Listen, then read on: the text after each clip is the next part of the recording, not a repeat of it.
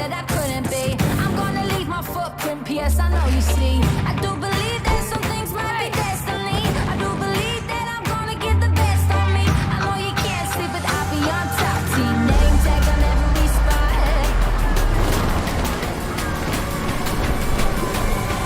Going in, all in, everything on the line. Everyone wants to shine. I'm going in, all in.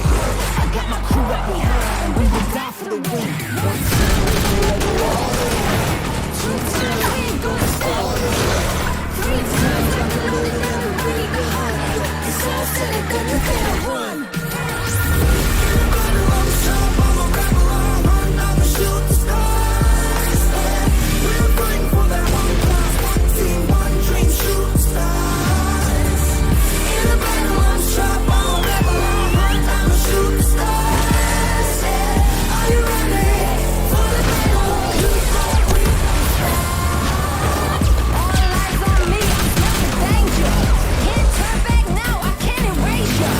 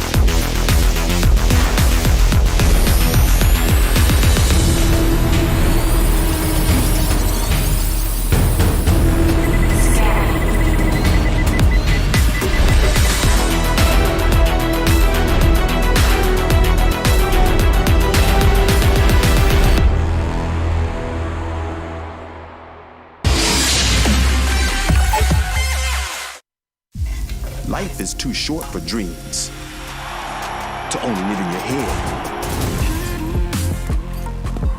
Will you spend your time awake or with your eyes closed?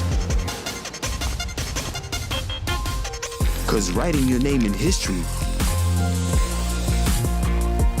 can be done in only one way: committing to your dreams, making them reality. Are you committed?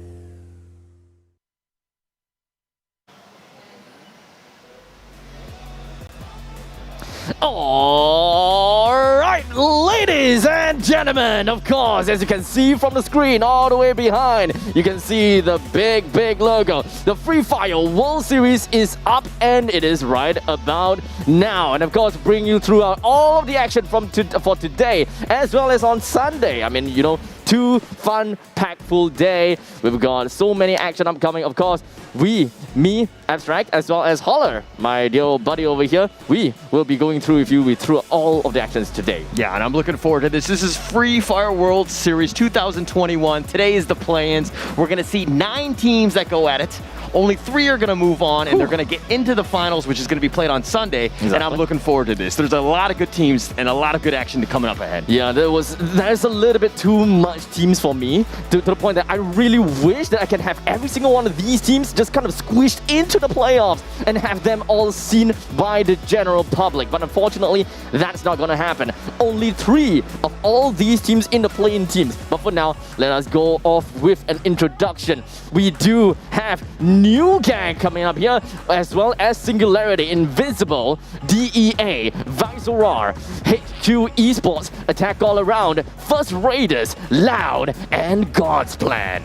Yeah, and both of these, I mean, we know that these teams are coming in, and they're coming in hot. I mean, this is a total of, what, 18 teams that we're going to make it into the World Series, and then you're going to have 3 more that are going to go into the finals, which is, of course, going to be a grand finale of 12 teams. I mean, we only have 9 today, and we're going to just see how strong these teams are. We're going to see which ones are going to really make it in, and let's talk about the format here.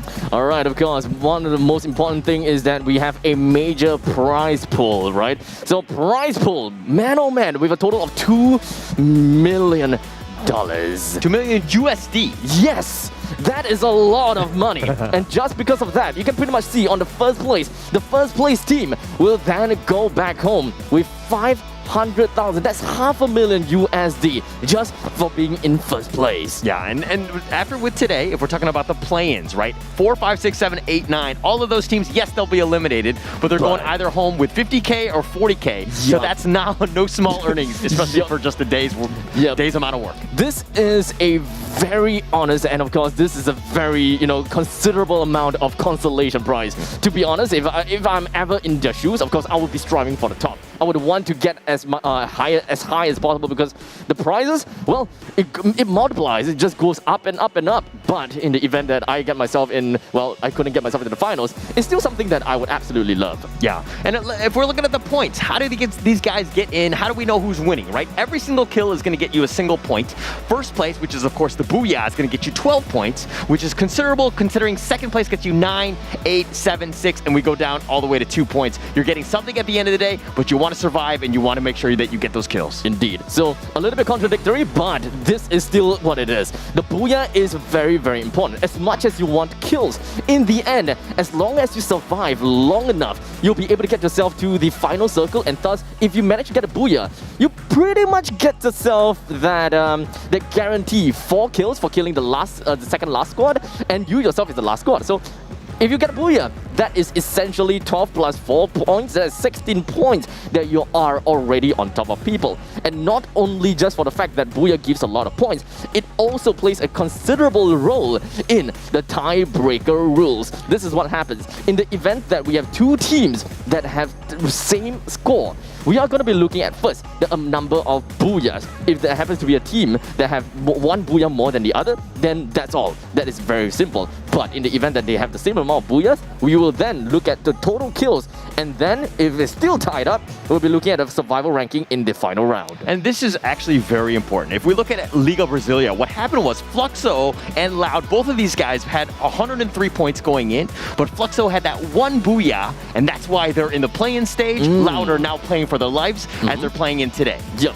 And of course, since we're talking about Fluxo and we are also talking about Loud, these teams, Loud especially, is definitely going to be one of everyone's favorites, right? So many of these teams that is out there, I will of course talk about them after we reveal the map that we are going to be playing today. And of course, match number 1 will be played in Bermuda, match number 2 on to Kalahari, and of course, match number 3 will be on to Purgatory, and the cycle continues for match 4 to the match 6. Yeah, so we're going to see all of them. They're going to just kind of rotate around. I think there's going to be a lot of fireworks, especially early. Bermuda is definitely one of those maps that, a lot of kills are going to end up happening. So we're going to see that 1 and 4 to kind of start things off. That's going to really set the pace for tonight. And of course, you have the almighty Purgatory, and we're going to see exactly who comes out the winner with these things. Purgatory is one of my favorite maps. There's just a lot of action that goes on in this one. And then ending the night with Purgatory is going to be just nothing but fireworks. Indeed.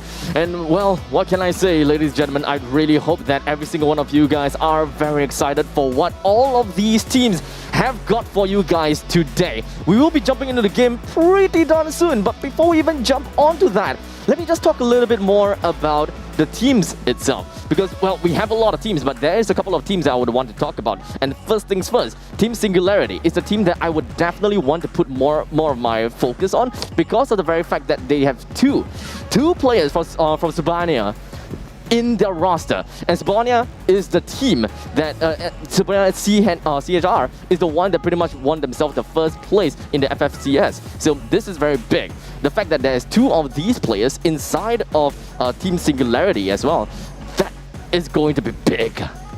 All right, well, you talk about Loud, I mean, you talk about Fluxor, you talk about all these other teams, but New Gank is one of those Singaporean teams. It's a homegrown team. It's really nice to see something like this. They have a married couple.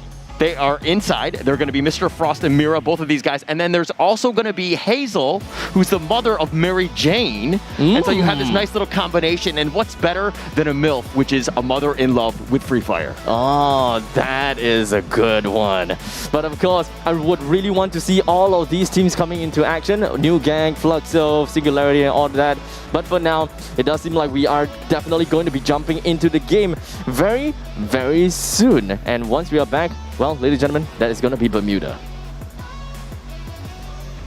And of course, all right, so let's talk about one other team. Another one that I really liked was Indonesia, right? The fact that they're first raters, this is a team that they actually had to go onto national television and then figure out who's going to be on this team, and they secure them. It was kind of like American Idol in that sense, but it was for Free Fire. And they found this team. They started off a little rough, and they were kind of struggling to kind of get their consistency because these were pretty much just solo players. They're amazing players, but now they, it took a little time for them to gel, and then we see them now in the second place, so we're going to see first raters really pull it up. They were runner-ups in the FFIM by losing only by 2 points to a powerhouse of Evos Divine. So this is a team that's, we're going to see some definitely fireworks. Yep. Evos Divine is a team that we'll only see on Sunday, and that is going to be the playoffs, also known as the finals. But for now, I do want to put a lot of emphasis on these playing teams, right? So many big names, and we talked about New Gang as well.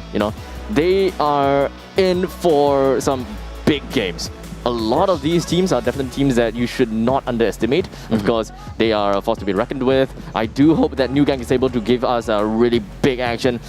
Whatever it is, either they play slow or they play fast, aggressive or defensive. Whichever that they need to get themselves as much points as possible, I suppose.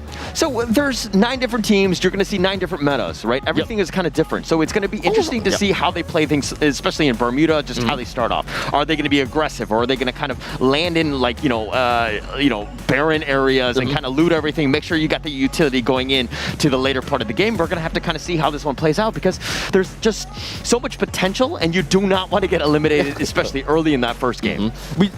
I really want to talk about the meta itself, right? Because every single region have their own different meta. And the last time that we heard about anything about, international was a year ago. So this is very important, ladies and gentlemen. The Free Fire World Series is about to happen with game number 1 into Bermuda breaking in.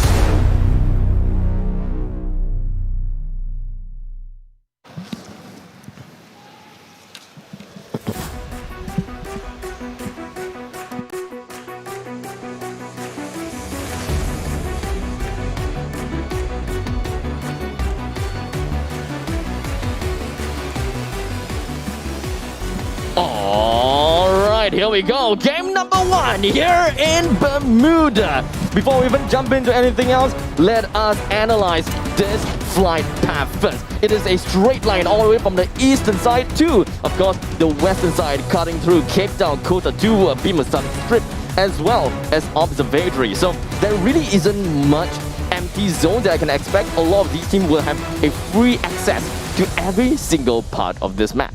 Yeah, and First Raiders and GDP, both of those guys are on the bottom, and you're going to see an early skirmish here, especially by the dumpster. That's a good way to start off the night. But Omar kind of hiding here, doesn't really have anything. Does need to be a little bit careful. As I Am Susa's right across on the other side of the wall and notices that he's around, and he's jumping around with joy because he has a gun. Yeah, I mean, at this point of time, I don't even know who is going to be the one that have the upper hand. Is it going to be God's plan, or is it actually going to be First Raiders? But for both these two teams, I'm pretty sure that no matter what, they will try their best not to be too close with one another, because, to be honest, this is not the best way to start. Jumping right into one another inside of Sentosa, this, well, not a great start, especially if you start to lose one member a little bit too early. Yeah, you do not want to start off handicapped. This is a huge issue and a problem with, there's a little bit of luck involved in Battle Royale. So you definitely want to be four-man going all the way in as long as possible. Make sure you have those numbers, and it looks like GDP have gotten away, and it looks like they did not lose anybody. So that's a pretty big win for them, considering they seem to be in a very bad position in the beginning. Yeah, I mean, well, they dropped themselves too close onto First Raiders. They did manage to get themselves to the southern part of the island, below of Sentosa, but that doesn't mean that they are out of, well, all harm's way just yet, because one of the most important things is that they can actually get themselves by ziplining through into Mars Electric. And unfortunately, Mars Electric is not uninhabited. There is Team DEA that is just around the area, inside of Mars Electric, as well as Pochinok as well. But looking at the entirety of the map, there is going to be a lot of choke points that is just going to be happening right around the Pochinok area towards the peak area, as everyone just slowly converges themselves into the center of the map. And I mean, First Raiders and GDP, they looked like there was going to be a potential skirmish, but they've completely backed off. Everybody is saying, hey, this is the first game of the play-ins. Let's take things a little slow. We don't need to be over-aggressive, especially going out. We do not want to lose anybody, especially early. So let's, take what we can, and then we will get to it, especially as this game proceeds. At this moment of time, it does seem like the zip lining action is going to be done by GDP. They are definitely going to get themselves a little bit too close to the side of DEA. But, I'm not all out for God's plan doing that at all, because, well, DEA, they are split into half. Two members into Mars Electric. Definitely be some down half of DEA squad to make things a lot easier as they slowly proceed themselves to the mid or perhaps even the late stages of the game. And I do think that they probably may have found JRDY. Yeah, they found Jordy. I think they're kind of making a move on him. Remind is kind of backing him up, but it looks like it's going to be a 4-on-1. Jordy's completely caught out in the open. He's looking to get some major damage taken to him, but he's still up for some reason. Apparently, GDP not able to hit their shots. They did manage to get a decent amount of hit onto the side of Jordy, but unfortunately not enough to bring him down. And that is the most important thing, right? To bring your opponents down. They managed to find Remind as well because of the time turner that actually just popped right in front of their eyes. But they just don't have enough firepower to bring these two players down, and that is an opportunity wasted. But because of the fact that they have also revealed the position, there really isn't any reason for them to go overly aggressive against DEA. Yeah, and they're grouping up here. They're trying to, DEA sticking around. He's like, hey, Jordy, hey. He's making the call out. He's like, I'm getting shot. Somebody help me out. Let's get to it. So they're sticking together, and they're going to be moving in. But it looks like HQ and NWG kind of close by. And HQ are in the, on the side of the cliff. So this is a little bit dangerous because it is very exposed on this side of the mountain.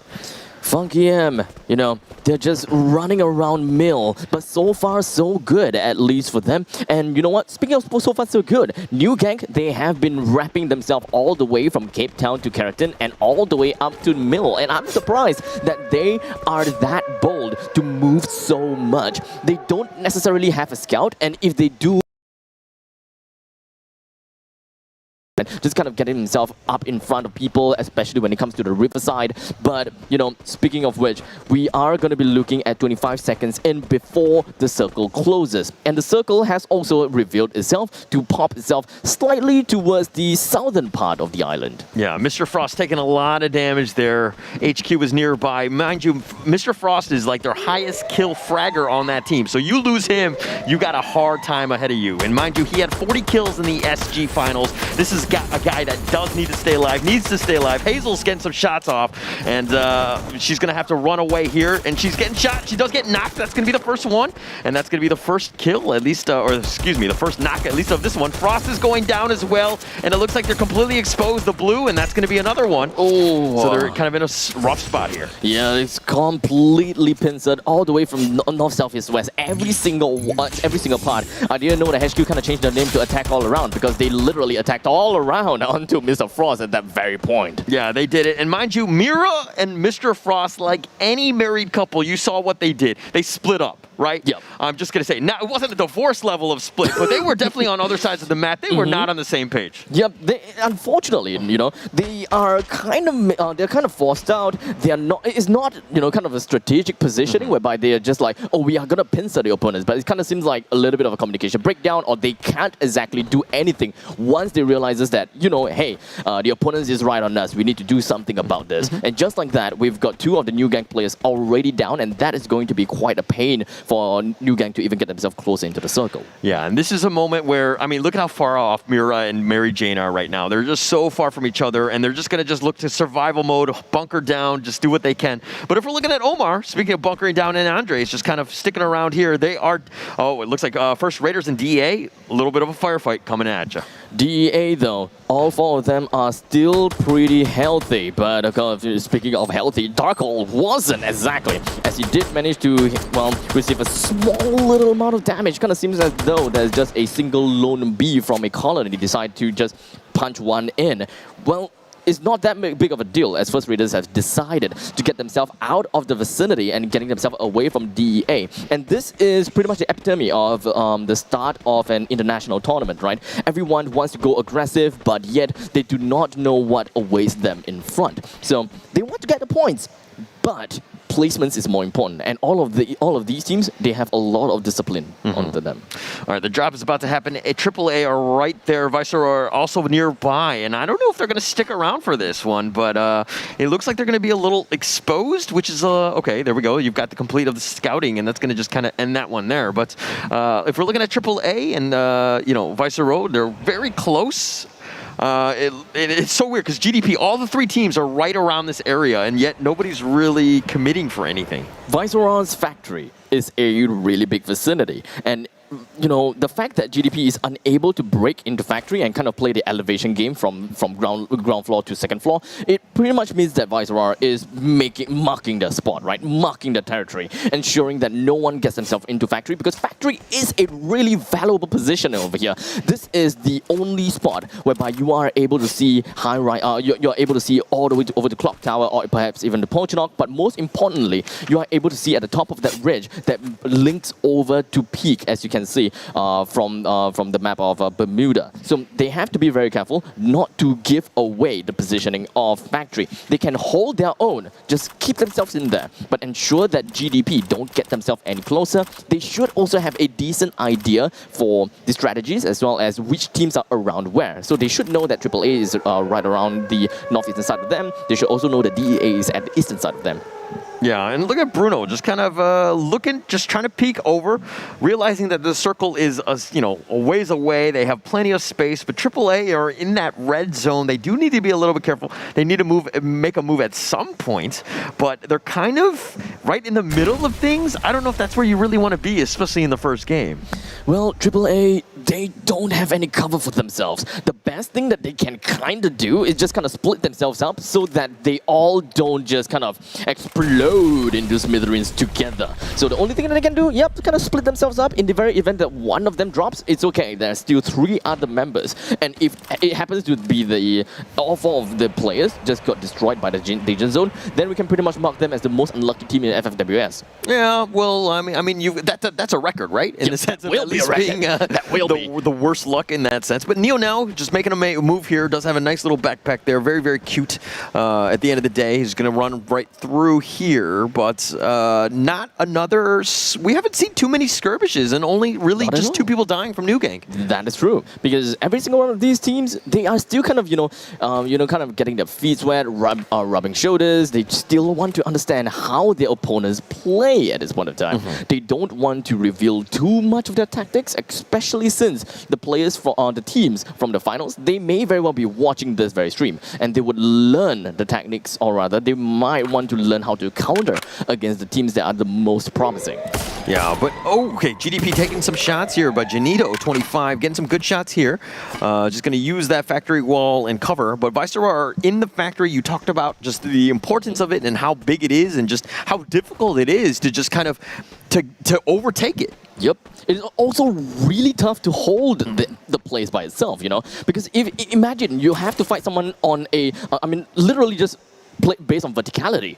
You can't exactly shoot someone straight downwards 90 degrees down. Like, you can't do that. So it's really tough once anyone gets themselves into the factory. But it does seem like GDP, they are not very confident in just breaking into the factory itself because they don't have enough information as to where the members from Vice Aurora is. They could be all the way on the second floor, could be on the third, could be on the roof, or perhaps even all of them gathered around on the ground level and waiting to unleash a firing squad onto whoever that dares go into factory. And you kind of briefly mentioned it in the sense that GDP are very patient, and I think that you need to do that, especially early. The circle, nobody's in danger of getting hurt right now. You don't need to be aggressive. You don't need to be running out in the open. It's just very, it's to your benefit to play as safe as possible at this point. Yeah, but the fact that they're hiding inside of the containers is not exactly my favorite thing. You only have a single exit. A single entrance, single exit. There is not much place for you to be at. And in the very event that we happen to see, the other members for DEA just coming in, going to the top of the ridge, they're going to see GDP. And all they gotta do is fire a single round of LMG onto the containers.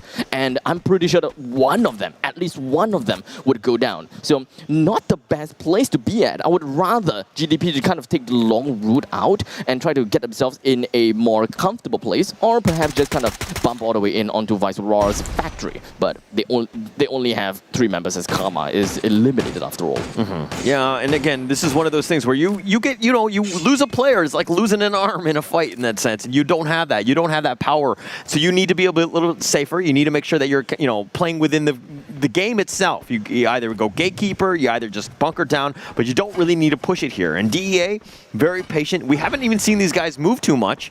I think their little companions have gotten more of a workout than those players themselves. So they've just kind of locked down, bunkered down, really not taken anything aggressive. Mark my words, the next circle is going to be chaotic. And this very fight between Loud and AAA is going to be the one that kind of sparked all chaos to go around, This thundering shot through the horizons from Loud over to AAA, everyone is going to know their positions. They are all definitely going to know that someone's going to be on the northern side. New Gang, they may make full use of this information to kind of evade or get behind them. It really depends on how they want to play. But for now, I guess the most important thing is Will, as he pops a glue wall right in front of the opponents, and of course just kind of nestle himself and kind of put himself in between a glue wall to ensure that he will be safe and A-okay. A lot of grenades being lobbed over the glue walls, just hoping that they will be able to get a single kill or 2.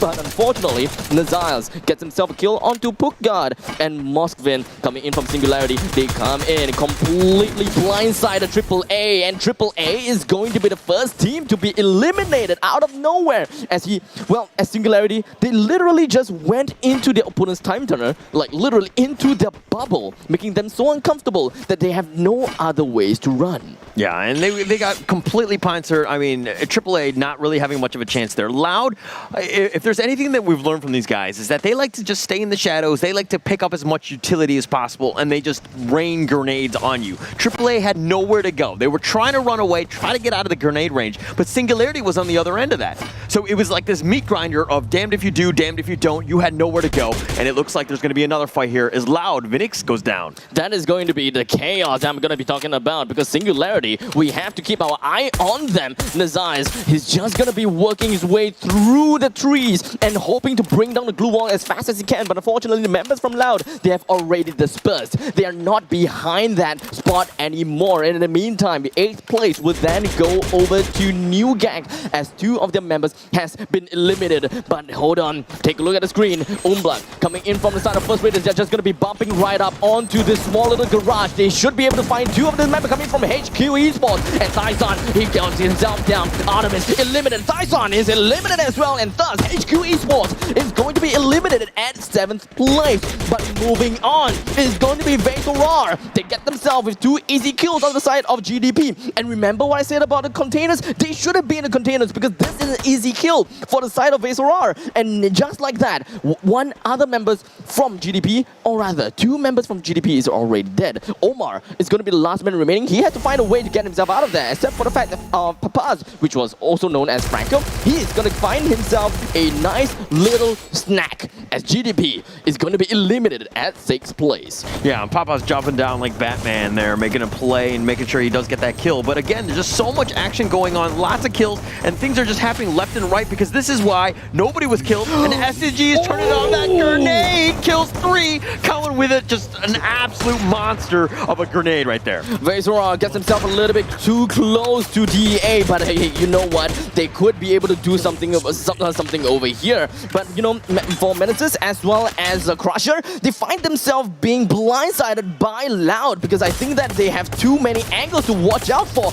Loud is really happy by the electrical towers with all of those sniper rifle shots soaring right through the air. Vasorar has brought up too much attention for themselves, and DEA, they are still pretty A-okay behind all of their glue walls. But the other side though, there is still a single member from First Raiders, which is probably gonna go down real soon. Yeah, I don't know if DEA, that position of the glue walls was great. The fact that they're like kind of putting themselves in a very bad spot. Loud is just making it rain from the high ground, just completely dominating. He's got 4, you know, the only team with 4 left. There's 2 players left from Visceral and DEA. How are they gonna do this? This is pretty much impossible over here because this is Papas going down, and that is going to be Visorar being pumped onto 2nd place. And Loud, Team Loud, a very convincing win with a menacing booyah!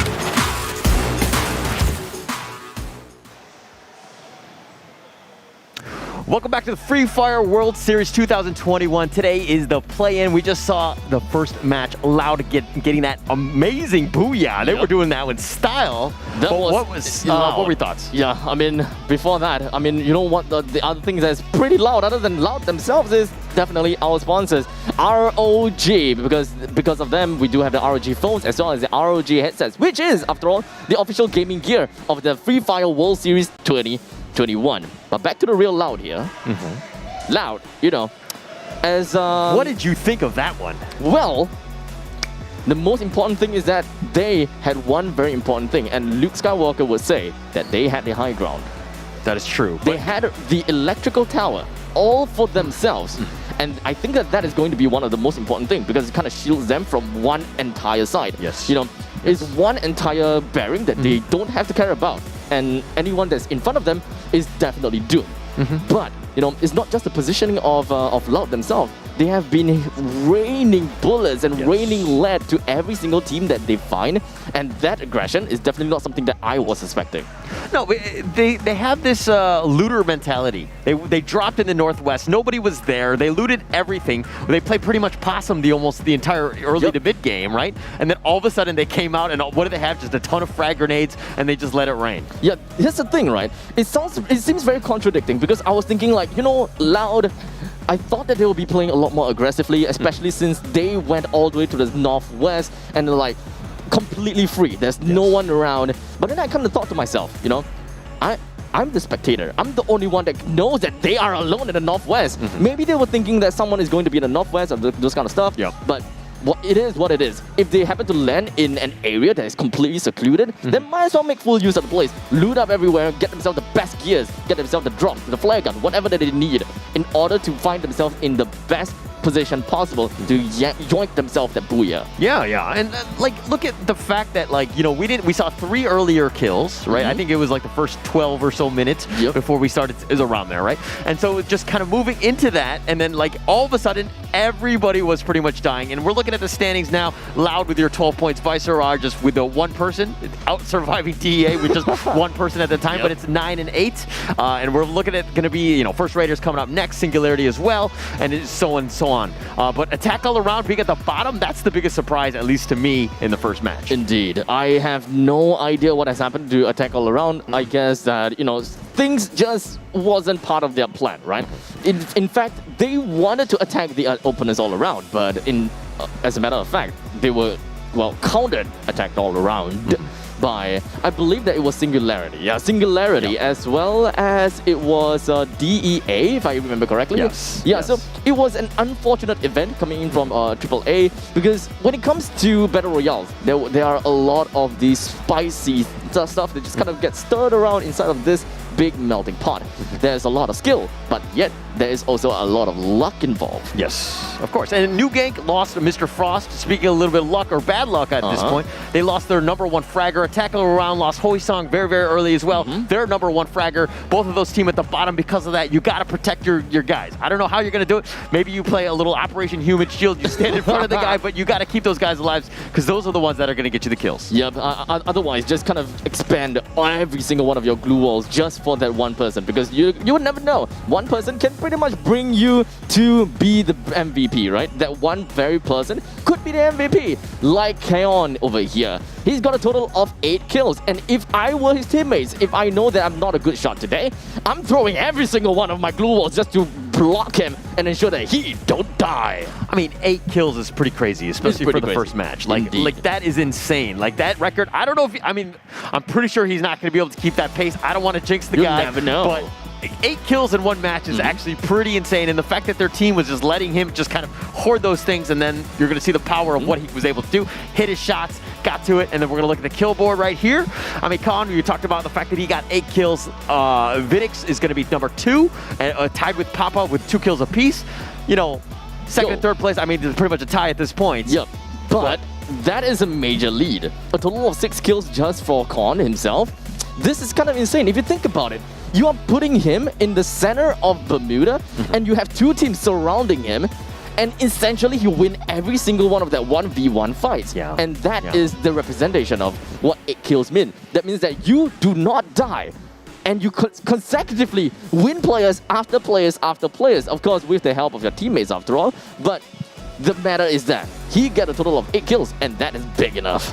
Like, you talk about the fact that, yes, he's able to solo this, but this is a team game, and Loud, if anything, if one guy is shooting at him, Count is just the better guy at getting the kill stealer, right? In the sense that he was able to go that. So, that said, let's take a quick little break, and we'll be right back with match 2 that's coming up right away. السلام عليكم، معاكم الدون قائد فريق PEA. حبيت نقول لفريق VIP Esport يستناونا وينتظرونا في النهائي، راح نلحق بهم ان شاء الله وراح نهزم كامل الفرق. Kita elang bukan sembarang elang, cakar kita yang tajam, siap menerkam semua lawan. Quiero invitarlos este 28 de mayo a la transmisión de los play-in, donde estaremos compitiendo para representar a toda Latinoamérica. También quería desearle a los demás equipos la mayor de la suerte. Eu queria dizer aí para outras equipes, cara, que vocês perderam a partida, vocês saíram de casa. Isso é louco. Espero que eles estejam preparados para perder. я работаю в Миргайске, Корико.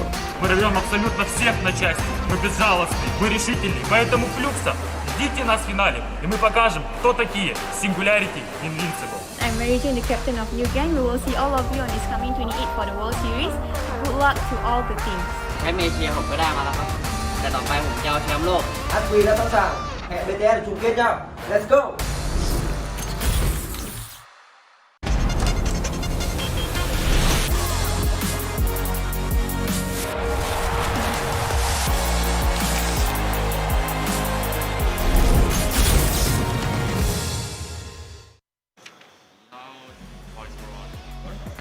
All right, ladies and gentlemen, this is it.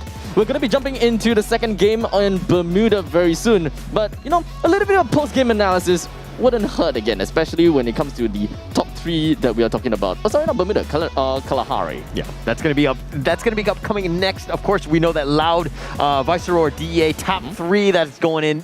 At this point, I think they've marked a target on their back. These are the ones that you gotta find. Make sure you kill them because you need to take away that lead, especially with the number of kills that they got and the fact that there's I think 10 kills plus the Booyah, so you're looking at about 22 kills after just the first match. You gotta arrow these guys. You gotta find Loud. You gotta hunt them down. Loud currently have a total of 24 points. 24. And that is 11 points more than Viceroy already, if I remember correctly. Viceroy had a total of 13 points, somewhere around there. So we do have a lot of emphasis that we need to put onto Loud at this moment of time because, well, that's a lot of points, not gonna lie. And we need to start to see more of these elite squads just kind of popping off, a lot of kills being up and coming every now and here.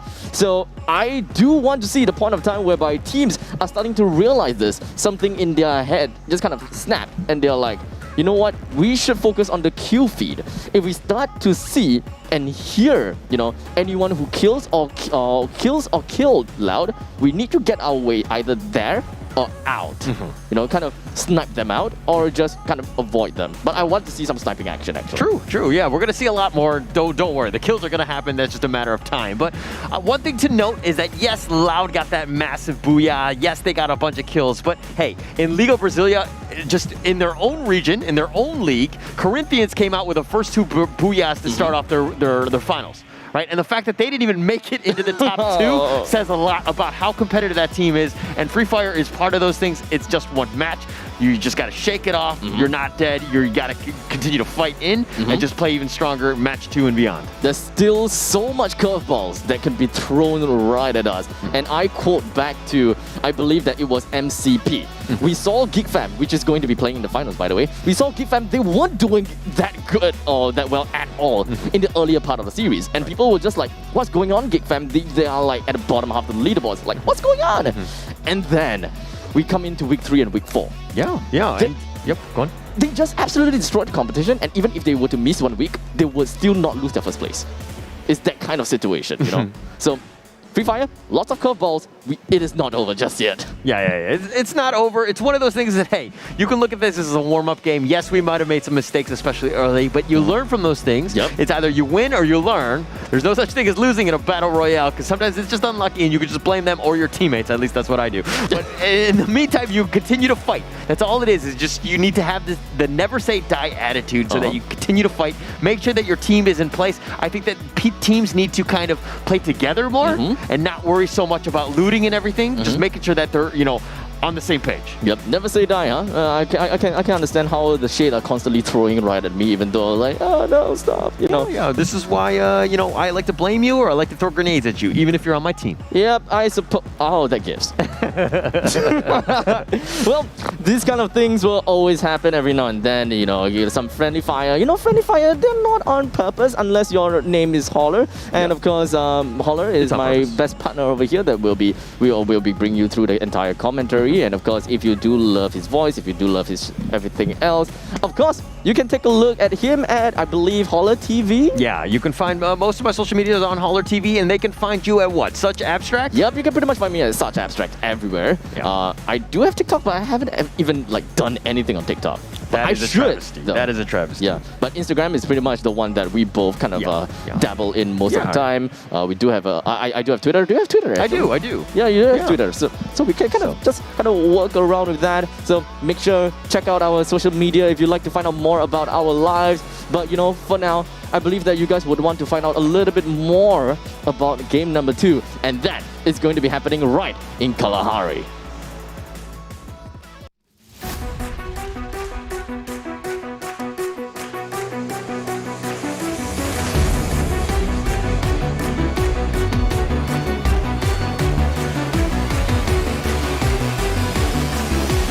Yeah, awesome. All right, we're rotating in. The plane is coming down a little bit differently from the last time, right? And the fact that it's going south is very different. But if we're looking at the same play of what Loud is doing, is going to be staking up top. They are going to be in the north inside. They do this almost every single time. I wonder when other teams are going to start to, get privy to this and start to change up their strategy. Maybe they force the issue when Loud are kind of weaker in the sense that they're not as, well equipped, so to speak. Yeah, I mean, I have always been preaching this. When it is at the start of the game, especially since we are talking about Kalahari, this is the point in time that you would want to go aggressive. If you find yourself in a place whereby you can fight other people, or rather you are close to another team, you would want to get yourself closer and try to bring the opponents out, because the chances of you being third party, also known as being vouchered out, is very low. So the chances of you fighting the other team, and in the event that you win, you pretty much have control and dominance over that very place, and no one else will come and steal it away, or rather kill off the remaining weaker stragglers. And you got to kind of balance it out in the sense of being just over-aggressive, especially when you're weak, versus, trying to get that loot. And you saw the power of just how much loot can help you, right? If you've got all those grenades and everything, like, you're going to be a force to be reckoned with, especially later in the game. So it's a bit of a balancing act. It's going to be interesting seeing how teams end up playing it. But right now, it just seems like nobody really wants to fight. Everybody's going to loot. Everyone's just going to be looting whatever they can. And of course, a little bit of a scouting mission for those people that have looted whatever that they need. But since we're kind of looking at Singularity just now, the most important thing that I would want to put your eyes on is the fact that we do have Kadarov as well as Merz. For those people that find that, hey, that name is pretty familiar, but the tag is not familiar to their name. Yes, that is because they were in Sponia's CHR's team, and these two are the players that I pretty much have my eyes on. I want to ensure and of course have my eyes on them to see if whether they are definitely going to be a league of their own by themselves. But Nazar's, well, what can I say? Nazar's is the one that I also want to put a lot of emphasis on him, because in previous tournaments, he's fared very well. Yeah, he's been, the MVP of this team. He gets the most kills. He is your #1 target. You got to make sure that you find this guy, or else he will come out and scythe you. Oh, damn. That is one thing that you do not want to have. The giant scythe that he's carrying around on his back. Ouch! Imagine that happening to you in an international tournament. I really don't want to see that happening. But in the meantime, we are currently 3 minutes and 20 seconds into the game. We still have 1 minute and 30 seconds before the circle even shrinks. And of course, with the circle exposing itself, it is going to be at the northwestern side of the map, and is going to be covering a lot of places except for Council Hall, Confinement, Santa Catarina, as well as Stone Ridge, and maybe half of the Sub and half of the Mammoth. But everywhere else in the center is pretty much covered. And whoever is going to put themselves into Refinery, that, of course, is going to be the best place possible. But you can pretty much be expecting that there will be a high amount of traffic heading towards Refinery. Yeah, people are starting to make their way to the middle. You see GDP, SNG, and First Raiders, they've already landed there, but everybody wants the middle area. Yep. HQ is even making their way in. Refinery is going to be a hot spot. We're going to see a lot of action, and it's going to happen very, very soon. It's great high ground after all. Everyone wants to get a piece of that pie, but in the end, this pie is going to be snatched out by everyone else, and it is going to be left with a mess.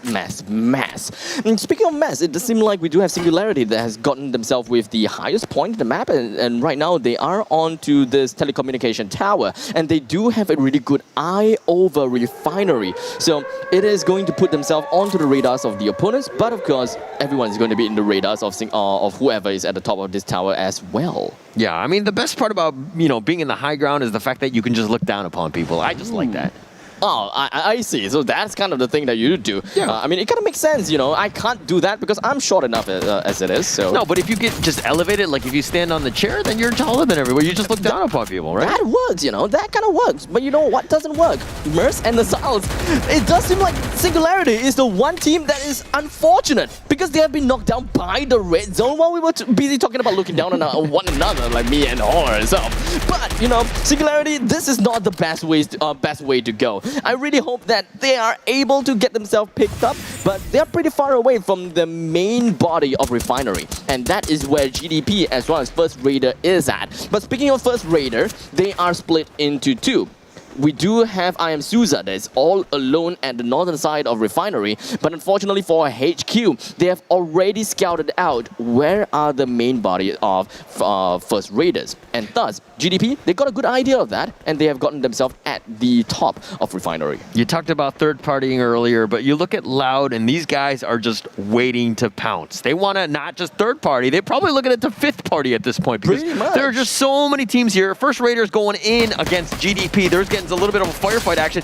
Andres with a nice little shot out to I Am Souza there, getting first blood. That is going to be the first member eliminated, but that doesn't mean that, First Raiders is out of the game just yet. God's plan, they definitely have some plans that's just kind of hidden inside of their sleeves. They do have an ace, I would assume, but they are definitely not going to be exposing that ace anytime soon because this is only second game.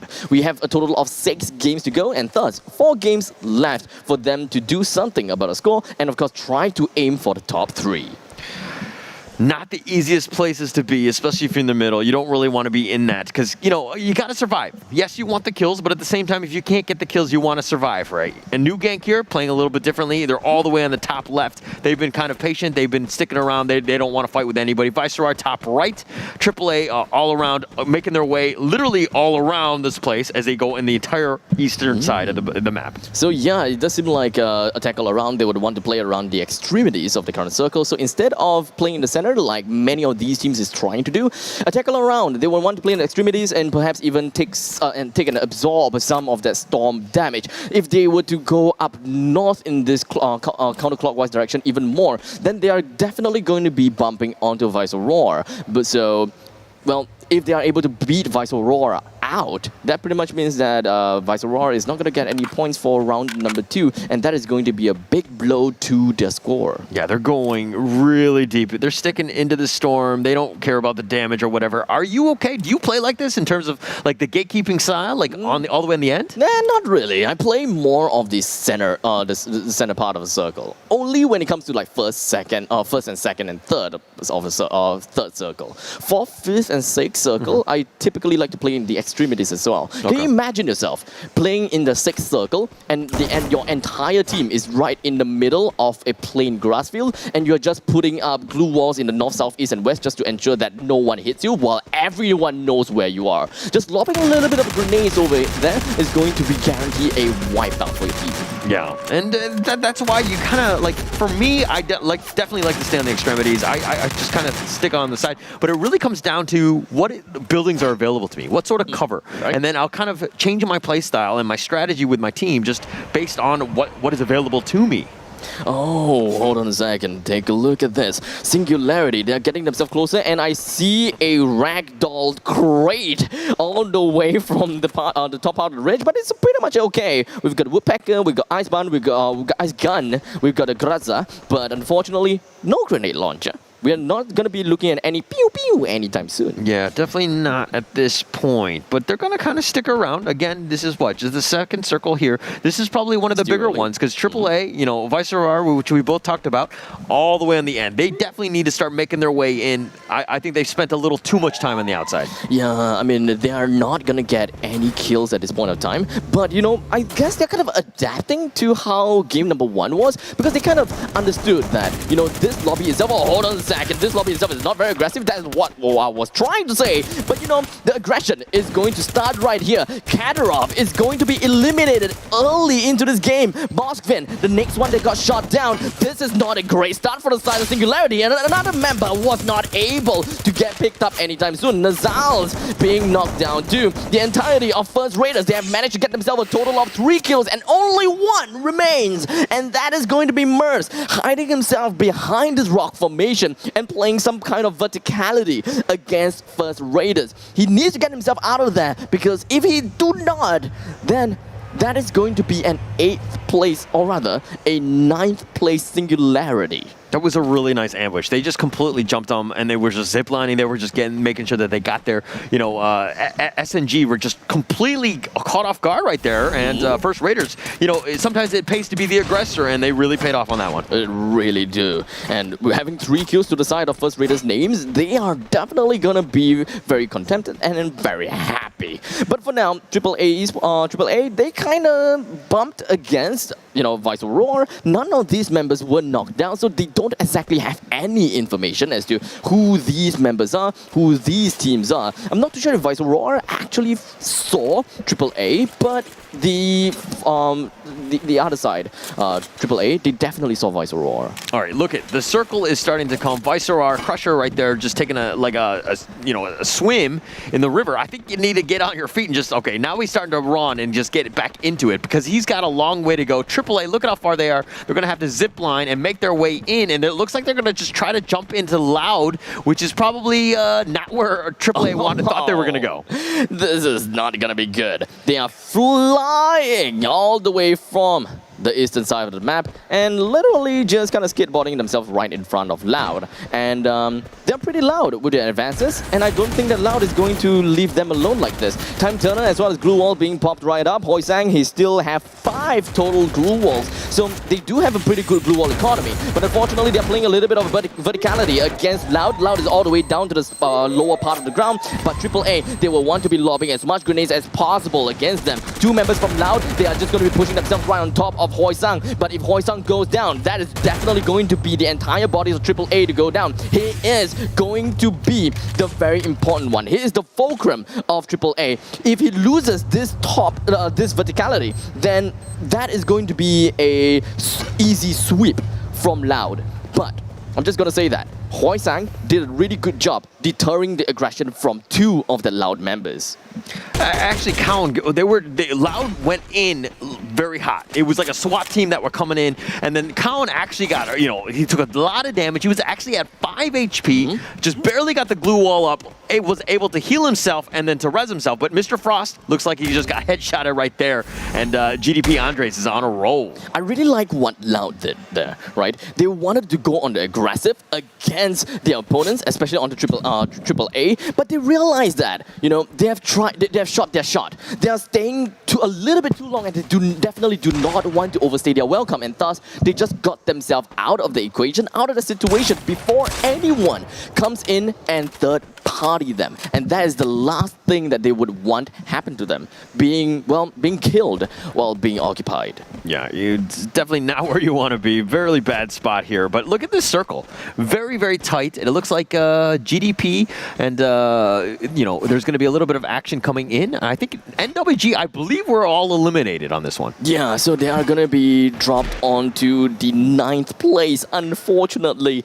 And we are going to be advancing ourselves into the 4th part of the circle, as now the circle slowly shrinks, and a lot of teams is going to be at the northwestern side of the refinery. You can pretty much see there's so many teams right about here. Loud is going to be right in front of Merce, and he actually stood his ground pretty nicely. So, SNG, they're gonna go straight down. Darkle is going to be getting himself the sniper rifle up and gets the shot down onto Vince. Joker from First Raiders is going to be eliminated as well, but of course, first things first. They have to resurrect their own fellow friends first. Save first before going on the aggression. A triple kill onto the side of Dark Hole. They are doing pretty darn good.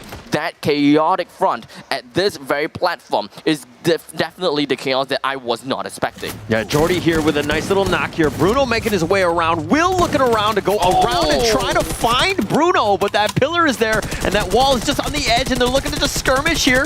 Can they actually do it? And he does get the nice little kill. AAA does get eliminated. Will with that nice play. Well, my oh my, that Vector Akimbo, that is what I'm talking about, right? As long as you're able to get your shots down on the opponent, the Vector Akimbo trumps over any single gun out there. The amount of time to kill is way too low for you to, you know, kind of miss any single one of these shots. But in the meantime, quadra kill coming in from Omblock, and that is going to be big for them. HQ, they're going to be at the bottom of this very set platform where the chaos all ensued. But unfortunately, they are not alone. DA comes right in. Loud on the other side. They didn't manage to get the entirety of that first Raiders, but Omar came right in, killed the last member coming from Will. First Raiders is currently being eliminated on block. He is the one and the only member left from First Raiders, and thus that is going to be end of this. HQ, Tyson, as well as Neo now is going to be the two members left coming from HQ Esports, and we still have 5 members other than the 2 of them that is still alive. Don't forget, we have a single member from God's Plan. We have 3 members from HQ, 3 members from DEA as well. Everyone is just way too close to one another. Neo now gets a really nice knockdown, or rather elimination onto Hard Crew,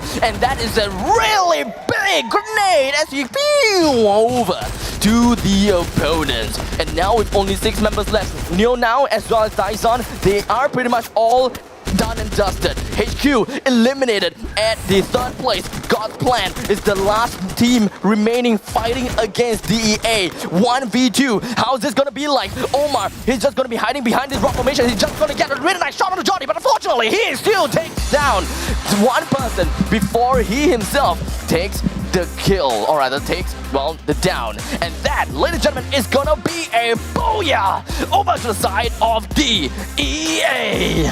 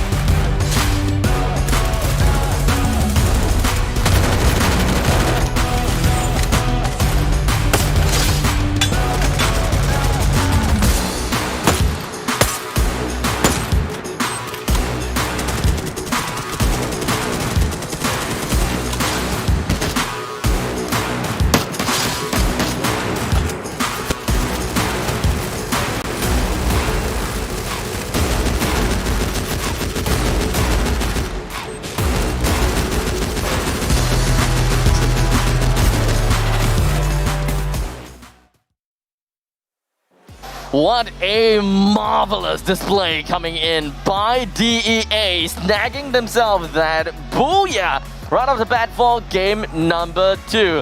Thank you so much to ROG Phone as well as ROG headsets, as they are gonna. ROG is after all the official gaming gear of the Free Fire World Series 2021. What do you think of the whatever DEA has done so far? Actually, I want to talk more about GDP Omar, because what happened was DEA and HQ were going into that firefight. It was a 3-on-3 firefight going in the action, and GDP Omar was just like third party. He was staying all the way in the back, just surviving. He was like, I'll take whoever's left. And at the end of the day, it was 2 members of DEA, unfortunately not able to get the end kill in the end.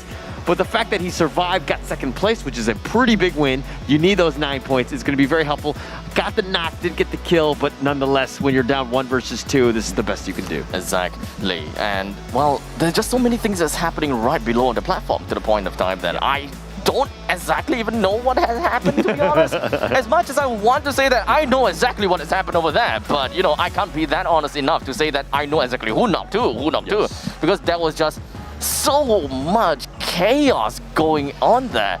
But all in all, we've got some of these big teams that, unfortunately, was not able to get themselves like super good kills or perhaps even good amount of placement points. Yeah. In fact, the 2 teams that I've been looking out for, of course, that is Loud as well as Vice Aurora. I believe that these 2 teams, they didn't do that well in this very game. And another team that kind of sticks out to me as not doing as well as I thought would be Singularity. Right? I feel like they've been getting eliminated early. I don't know what it is. They've just been arrowed in. They've been getting picked off, whatever. They have not made an impact in today's play-in day.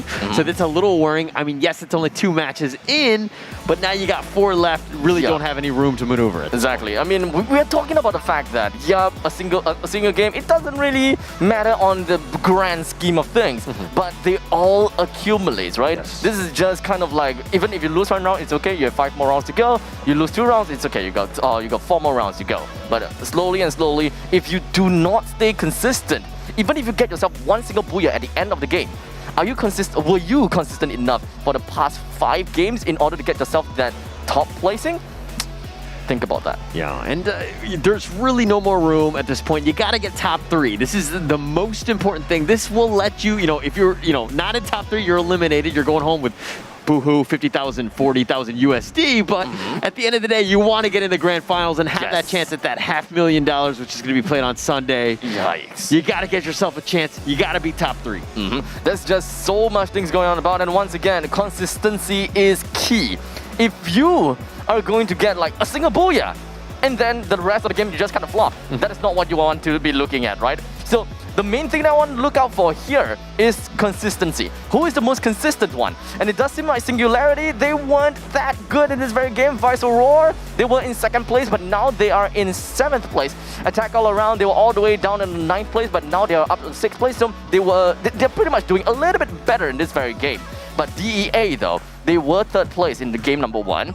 And now they are 1st place here, and thus that is a total of 19 points for themselves. I think that it was only in just the match 2. I don't think we have the cumulative score. No, this is not cumulative. Yeah. That's good because Loud right now. I mean, they had 24 points in that first game. They got 10 though. The fact that they got 5th place is actually not the worst, but still, I mean, a decent number of kills to keep them at least in there. Getting 4 kills is still kind of a high number. But look at that first Raiders, 9 kills in that one. That was a pretty monster game. Right. Yes, if I'm not wrong, First Raiders is the one that put the end onto Loud. I think that we do have a little bit of a nice grenading going on there. But all in all, DEA, they are impressive after all. Consistency on the third place in game number 1, and then 1st place onto game number 2. So if you ask me, that's pretty nice. And all in all, this is the final standings as it is right now. 2 games in, Loud is the one that is still at the top with a total of 34 points. We've got DEA currently with 31 points, and of course, First Raiders with 27 points at 3rd place. Yeah, and look at this. Anybody, yes, the fact that you have, the 34 points, 31, 27, top 3 right there, but 18, 18, 16. That's your 4th, 5th, and 6th. HQ Esports are definitely within, striking distance of at least that 3rd place. This is not over. Do not go anywhere, especially tonight. We're going to see those guys definitely fight back and be more aggressive. Make sure they get those kills because they've got a long way and they do not want to go home. Yeah, point lead, not that big of a difference for now, or rather it's not that big. But for 1st place all the way down to 9th and even 8th place, one thing I'm really surprised is Attack All Around, right? Even though, I did my homework, Attack All Around doesn't really have a lot of information on them, but, they are a very established team. So I do want to give them the benefit of doubt. But for now, the main guy that we're going to be looking out for is, of course, going to be Jordy. Jordy here. 4 kills, but half of what Colin did last game. I mean, not to undermine what this guy did. He still get 4 kills in it. That's a monster game in and of itself. But Jordy here, played big. And let's look at the top 3 kills coming up right now. Jordy, of course, with that 4 kills. I'm back with 4. He had a monster game as well. And Dark Hole with 3 from First Raiders. 7 kills between the 2 of those guys. They're really playing on strong. I mean, First Raiders is the one team that managed to get themselves a total of 9 kills, and that is pretty impressive if you ask me. DEA, they are the one that came into the play-ins from the Arab League, and of course, their opponents that we were looking at before is VIP Esports. The very fact that VIP Esports managed to win against DEA in, well, so far, that means that VIP Esports, they are definitely going to be pretty darn strong. But, you know, for now, DEA, they do have the consistency down here. Yeah. So I believe that we can use them kind of as a power rankings to formulate how the other teams will be doing for now. Yeah, and these teams are going to be strong regardless. We knew that they were going in. I mean, yes, they were the 2nd place of their region, but their region is incredibly strong, very, very competitive. And we're seeing that why these teams, like the Loud, they were in, Free Fire World Series 2019. They have the most amount of prize money, at least in the play-ins. I think it was about 46,000.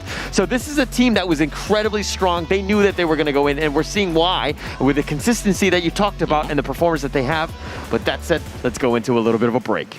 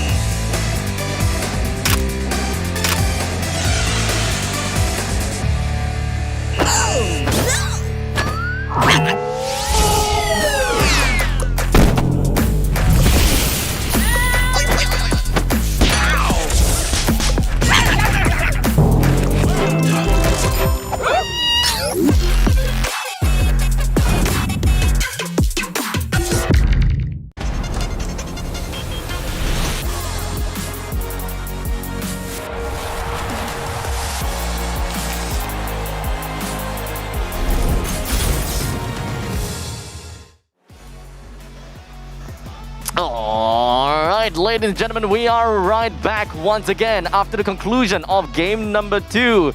We are pretty certain that DEA has been pretty darn consistent, and I would really want to congratulate them for doing so far. But game number 3 is coming up next. I wonder if whether they will be consistent here as well. They've got to be. I mean, they got to pick it up, right? I mean, talking about consistency, I want to talk about the 6th place team right now, at least in the standings, which is going to be HQ Esports. These guys are from Vietnam.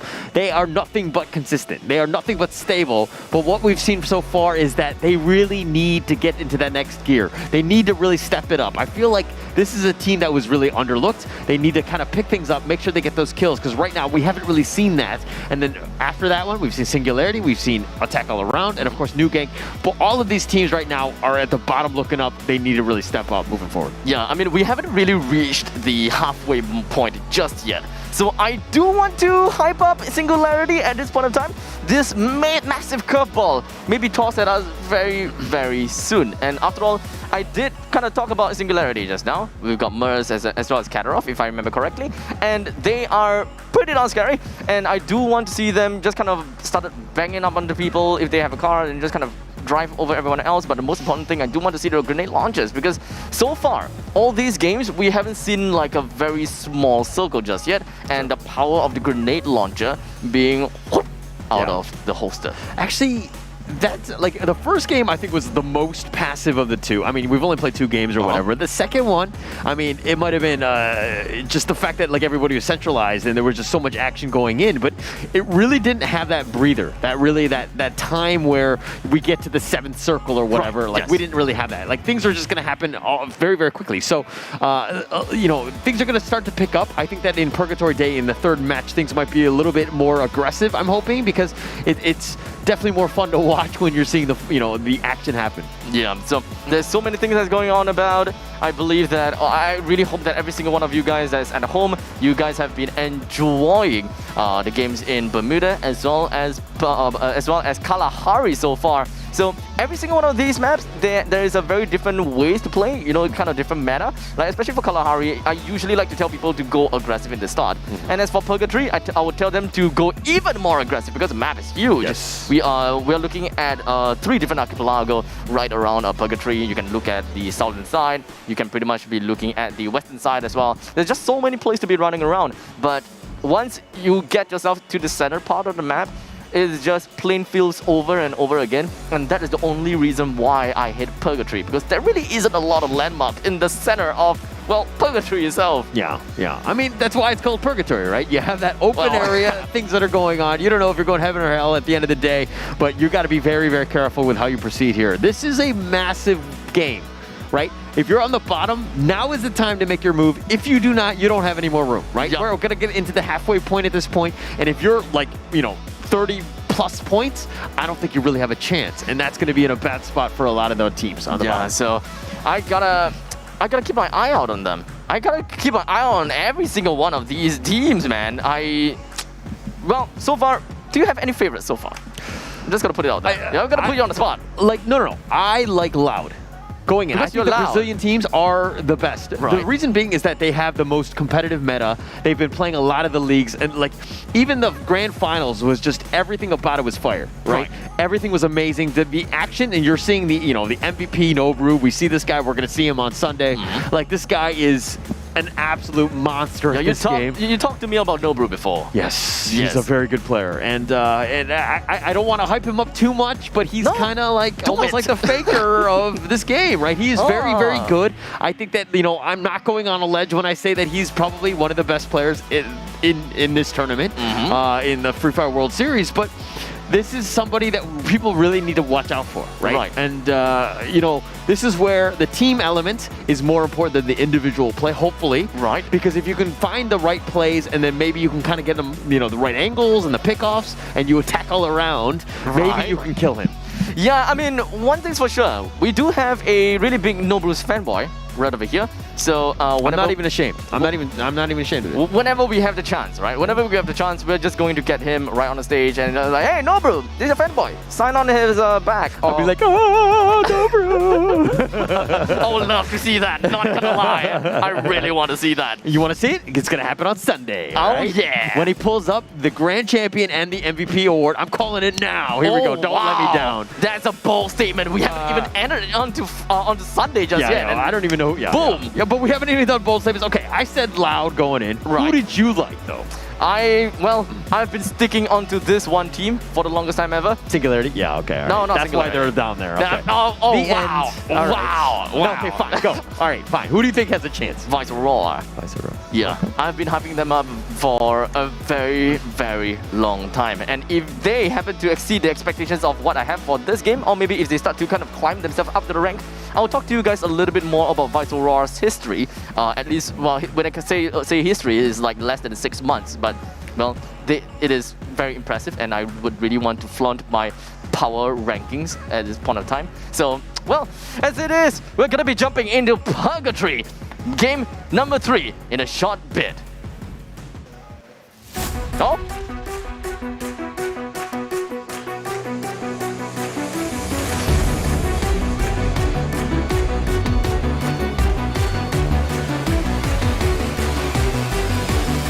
No, this one.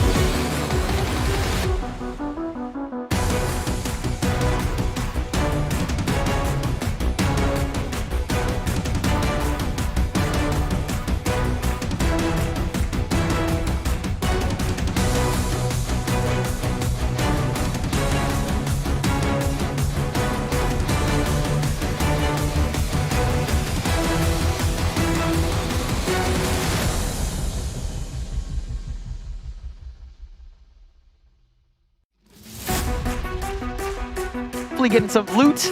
We're going to see how they go in. But new gank, very, very close. Definitely need to be careful. They might be stuck in with Viceroy nearby. Here's the thing. One thing that I did not expect is the very fact that, well, we have 3 teams that have decided to head their way over to the Western Archipelago, and only one team had decided to head themselves to the, well, Southern Island. Because here's the thing. Central, Fire Brigade, as well as Lumber Mill is the 3 places that I always hype up for. It's the best place to drop. It's literally the best place to drop them and the best place to go. And then you can slowly make your way over to the golf course, or perhaps even to Brasilia. But due to how this map is, and due to how the players are jumping right in, I am going to be expecting that there is going to be a massive, massive traffic and choke area right within Brasilia, and perhaps even, well, right at where DEA is standing on right now. All right, again, look at this. First Raiders all the way in the bottom, kind of scattered about in the bottom area. SNG, Singularity just on the right. Attack all around are probably going to just kind of have a 3-party action going in this eastern border. But DA, centralized, Loud in the top. I really like, again, just how Loud plays with this. Yeah, so well, in some sense, we are not too wrong about the fact that Loud likes to play passively in the early stages. So that is true. Loud plays early in the most passive situation, and then get themselves with enough equipment, make sure that they are ready for a big fight, and only then they would start to aggress against other people. The very fact that they got themselves into Mode House, it pretty much puts up quite a big statement, because you can't possibly say that, yep, I'm going to Mode House because I want to kill. No, it doesn't make sense. Okay, well, you just sound like a serial killer when you say that. I just want to go there and kill. Like, yeah, that kind of freaked me out a little bit here. But Mira here, look at that nice little skin, that nice little Chinese, the chopstick in your hair. I mean, when in doubt, you can just have a meal. You got to find the other chopstick, of course. But nonetheless, you understand Mira that you just pretty much insulted my entire race of people. But yes, we use that. Of course. Bruno here picking up some loot, getting the med kits around. But Hoysang, this is the killer from AAA. He's going to look around, trying to get some loot here. But SNG, Singularity nearby, definitely need to be a little bit careful with how they proceed here. Yep, I mean, as their name suggests, I really want to see them start to single out one of these players from AAA. These 2 teams, Singularity as well as AAA, they are not doing too good at when it comes to the entire score so far. And of course, when it comes to the entire score itself, I believe that we are pretty much going to be looking at a massive amount of points from Singularity at 11, and Attack all around with a total of 8. So I do want to see some really big fights going on here, with Bruno starting up the big fight onto Merce. And Merce, man oh man, I'm looking out for him. Kadarov, please don't die. You are the other member coming in from the Tasmania. And yes, he managed to get himself that nice kill on the Pook guard. But AAA, they are definitely not going to let him slide. Oh, that double Vector. Vector Kimbo coming from Kadarov and managed to get himself a really nice double kill right onto the opponent's feet. Kadarov is just going to be knocked down by Bruno, but that is not over. Mothman gets himself in the middle of the fields, gets a really nice shot down onto Bruno, and the last member left is going to be Caramel. He's all the way at the top of this mountain, and the only thing that disconnects these 2 players is going to be, well, these containers. And Azias, he's around the corner as well. We managed to pick up Kadarov, and this pretty much means that it is, well, a death sentence over to the side of AAA. Bruno down, Hoysang down, New Gang completely eliminated already. Wait, really? Just completely out of this one already. Kadarov is just turning it up. He's getting some kills here. He's doing a good job with that. HQ making their way around though, but look at this. While all of this action is going on, again, AAA Carmel all by himself, excuse me. GDP, Ninja, First Raiders kind of nearby. Again, Viceroy HQ completely on the wings. This map, you talked about the size of it and just how difficult it is to get anything going, but these teams are kind of close, at least in the southwest corner. Yeah, I mean, once we are looking at this second circle onwards, we're definitely going to be looking at a circle that's just going to be wrapping around Brasilia, fields, and campsite, or perhaps even in the center of all of these. And the only thing that's in between of all this is barren wasteland. You don't have much buildings to work with. The only thing that you have is roads. ridges, small little buildings, and that's pretty much all. You don't see anything like massive buildings, you don't have ski lodges, you don't have giant containers. No, all you have is trees, trees, and trees. Well, you don't like trees? Is that what you're saying? No, I kind of like trees. I like trees. I'm just saying. They right? help me breathe. You're like saying that there's nothing but trees. It's like, hey, Well- have you stepped outside ever? You know, like there's a lot of trees everywhere. They help To be you out. honest, Okay, go outside, gamer, huh? Well, you called me out. You Okay, called me out. I'm just saying. I do like to have myself some nice greeneries, but you know, I don't like eating vegetables, so I prefer to leave them alone as they slowly sprout themselves outside as they breathe carbon dioxide and give us oxygen. Do you love nature so much that you're like, I don't want to eat any like lettuce, dude. I don't want any veggies? Have you seen because of nature? that? Nature Okay. is beautiful, and this very view that you're looking at is beautiful. Okay, not the trailers, but just now, you know, that nice view. There's kind of like telescopic, you kind of see everything, the trees, the grasses, as well as a falling ballistas of fiery napalm. Yeah, that's pretty nice to me. Okay, all right. Well, the napalm hit. Nobody was in that circle, so that was crisis averted, at least by Viceroy, who are somewhat nearby, at least on the edge of that one. But they're not going to move in. But look at this circle, making its way to the east here. Teams are starting to get, make their way around. But HQ kind of furthest away, I would say, at least from the south. You know, they do need to make their way up. First Raiders now are going to look to just clash in with Viceroy on this bridge. And Crusher. What does he have out? His pan. Oh no, he pulled out the gun now. Oh, pan. Okay, sorry. I thought of something otherwise. But you know what? He's also going to be whipping out his scar and ensure that he's going to put some scar onto his enemies. And it does seem like the other members at the end of the barrel is going to be first raiders. Are they going to be the first raiders or are they going to be the first raided? Actually, the first raided is the one that actually went over to the side of New Gang as they got raided out. So, unfortunately for New Gang, they are out. But, you know, Joker is going to be knocked down by Crusher as they did a pretty darn good job on the onto first raider. But I don't think that they would want to continue this gunfight any longer because they kind of overstayed their welcome. They shouldn't play in such a long-distance relationship anymore. They should get themselves closer and closer, but of course still adhering to, you know, the safe distancing measures. Yeah, they're staying at least, giving them their own team. As I say that, for Viceroy right here, just making an ambush going up the hill. They don't care about elevation. They're throwing up some glue walls, throwing out some grenades, and Papas is looking to just crest the hill at least. Not able to see anything. Throws out another grenade. Ooh, Joker is not gonna be alone. He is going to have the back of Souza as well as own block, but unfortunately, he is a little bit too far ahead. I don't think that he have a very good eye of the opponents, and thus, if Viceroy is just gonna be jumping onto own block, there really is not much things that, you know, First Raiders could do. They have to play it a little bit faster than what they have because they are just going to be bunking behind every single one of these trees, and these trees, they are pretty far apart. And Joker here, Scuttle's lucky penguin nearby. Look at this, Viceroy sticking really close. Joker getting some shots in. Does need to be a little bit careful here. Janito does need to heal.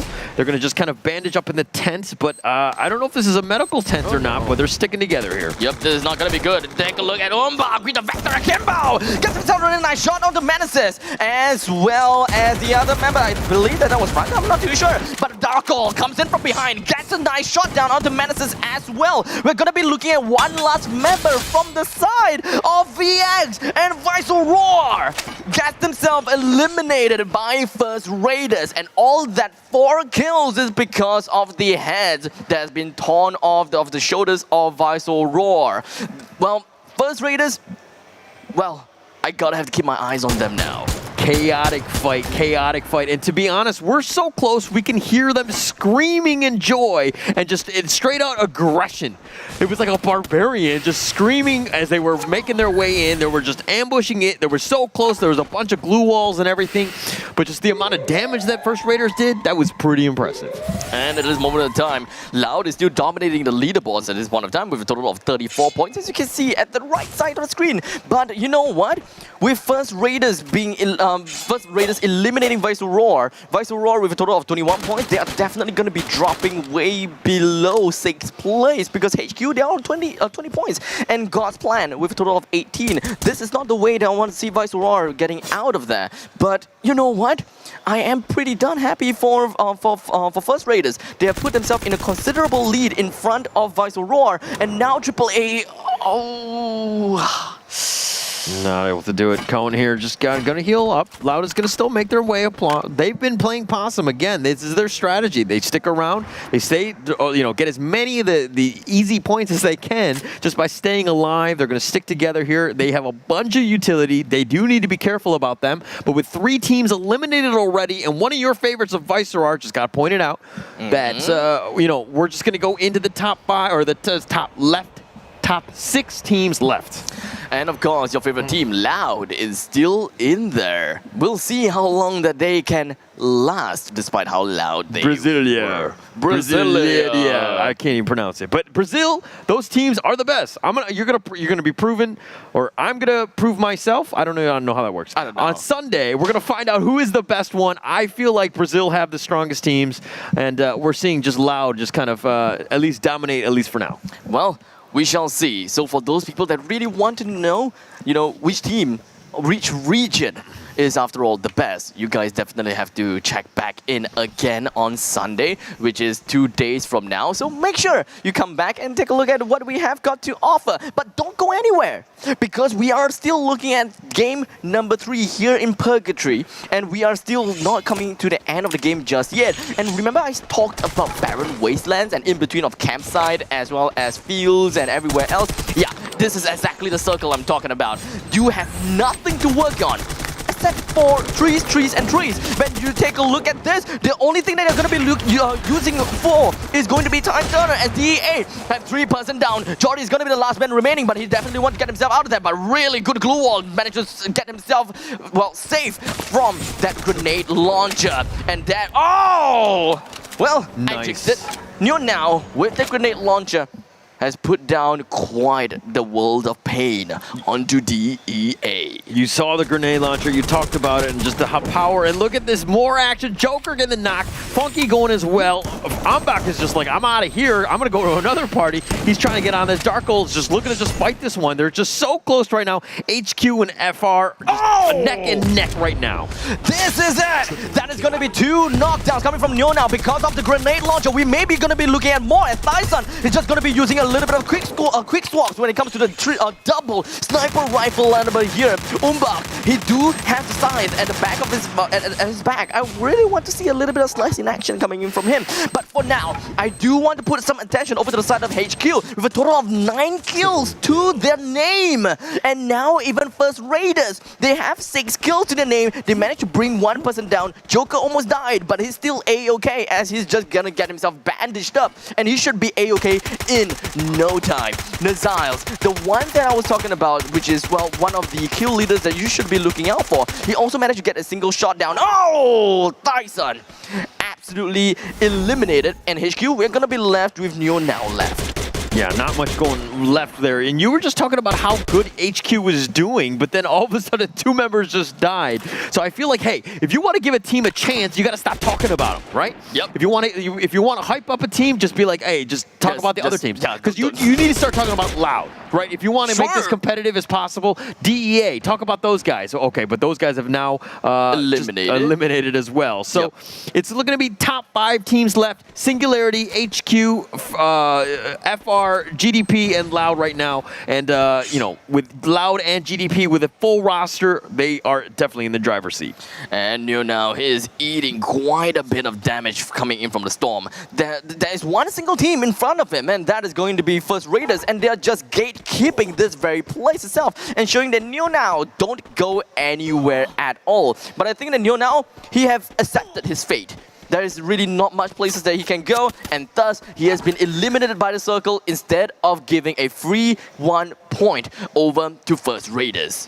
For the record, he was definitely going inside and he was trying to get in the circle. There's deliberate suicides are not allowed in this. You can be punished for that. He was definitely trying to go in. Unfortunately, the circle was just too much damage. He was going to go down. Didn't really have much of a chance there. So HQ Esports gets eliminated there. Now top 4 teams going in.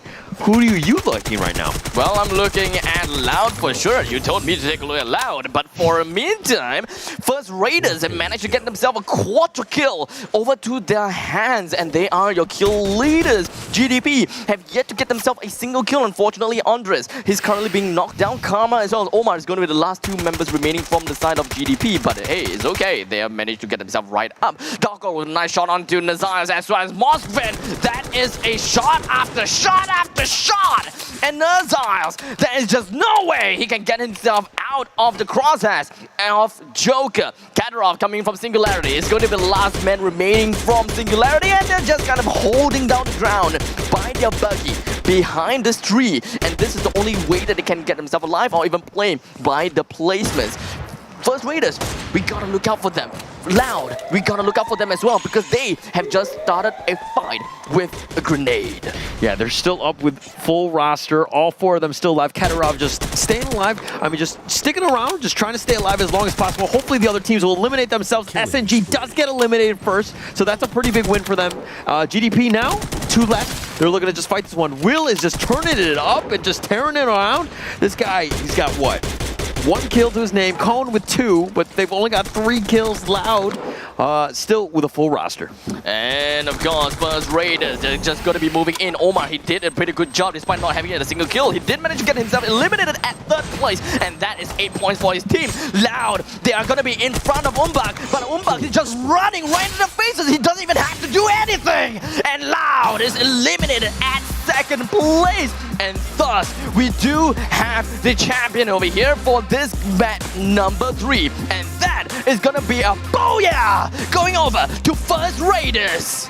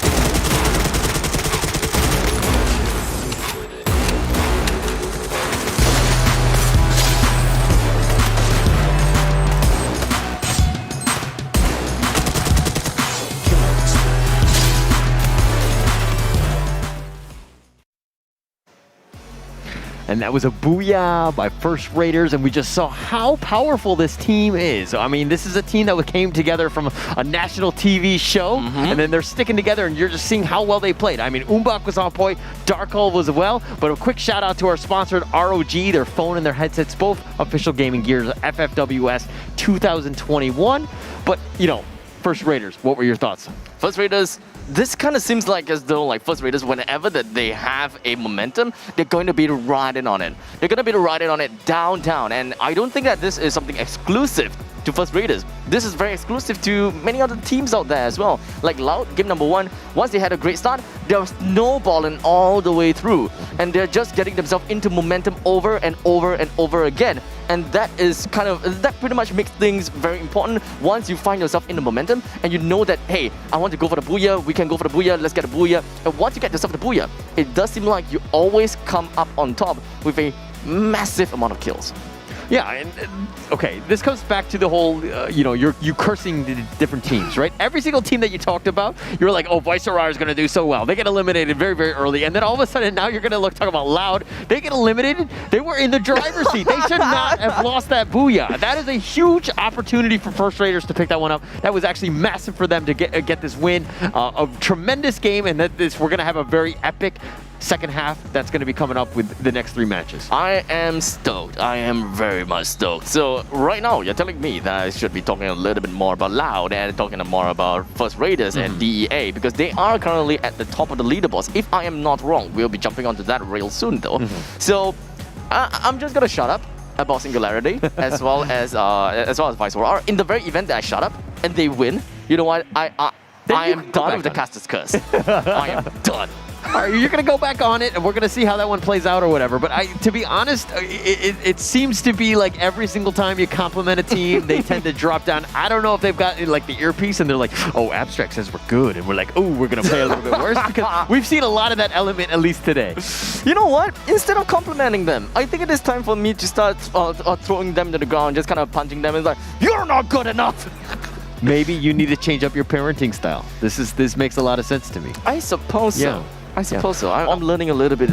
Things that I've learned is that as long as you don't compliment me, I'm okay. Because, you know what I mean? Like, all this bad luck will happen. Things will happen to me, and I don't want that. So please don't ever compliment me, okay? I see. Understand. You are very beautiful, by the way. Oh, please don't. Oh, God. Not like this. All right. All right. So for now, let us just take a look at the Game 3 standings. And like I was saying, about the momentum, that is going to be, well, First Raiders. My oh my, a total of 25 points. Pretty much pulled a Loud in game number 1 just now. 25 points, that's pretty crazy. HQ Esports, and we did talk about how strong that this team was, right? They were 6th, they needed this game, they got 15 points, a massive win for them. Yes, they didn't get the booyah or whatever, but I mean, the fact that you got all of those kills are very, very important, right? Look again, bottom one, DEA won the last one, got 0 kills in this game. They're looking on the bottom, looking up. They only got 5 points. That's a pretty bad game for DEA. Man, DEA. But it's okay, because the most important thing is that I was looking at, some of the most impressive players, and as well as, the consistency that I've been talking about. And First Raiders, very consistent, very, very consistent. Because right now, they have managed to launch themselves all the way up to first place with a total of 52 points, followed by Loud at 47 points at second place, and then DEA 36 points at third place. And this is the play-ins, right? You don't have to be the bride, you don't have to be the bridesmaid, you just need to be the next one in the sense of being the top 3. Right? DEA right now, you are incredibly vulnerable. Everybody wants your spot right now because they want to play in the grand finals. They want to play for the money. If we're looking at the MVP though, First Raiders Dark Gold, of course, 7 kills. Of course, we saw a lot of neat sniper shot from him, didn't we? Yeah, he was on point. He was kind of just cleaning up. Umbach was clearing the way for him, doing a bunch of damage for him, and we're gonna have to do the whole damage outload at later on. But let's look at the kills. Dark Hole again, 7 kills. Joker though, 3 kills, really backing up Dark Hole there. Artemis right now with 3 kills as well. HQ, they had a pretty strong showing from this Vietnamese team as well. So just great showing overall, and we're gonna have it even more competitive, and we're gonna see how the second half of the play-ins plays out. Well, one thing's for sure. I'm not talking about Viceroy as well as Singularity, because I do want to see some nice underdog moments, So underdogs is something that I've always been looking at. I just want to see the lower half of the brackets just suddenly just turn it all up, turned up. and just destroy everyone in the first half. That is something that I'll always be looking out for in an esports tournament. Yeah, and we might be able to see that as we go into the second half, but let's take a little bit of a break before we do get into that one. We'll be right back.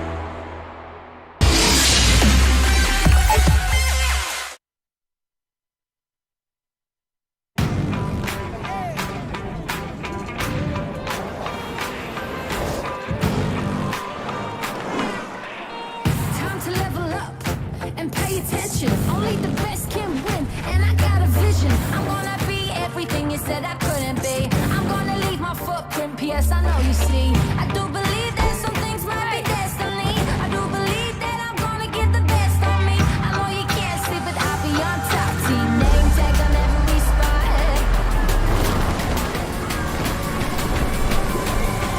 Going in, all in, everything on the line. Everyone wants to shine. I'm going in, all in.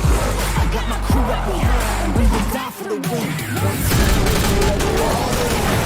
Two times.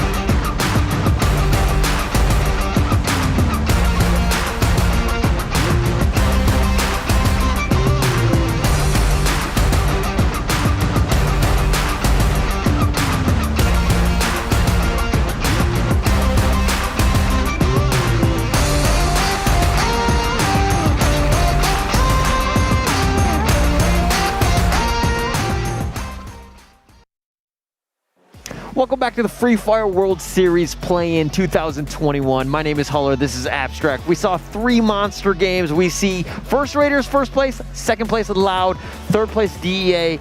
These 3 teams, are they guaranteed in? Well, not guaranteed yet, because we are only looking at the first 3 games that have been concluded. We still have 3 more games. Yes. Anything could happen, because if you take a look at things, right?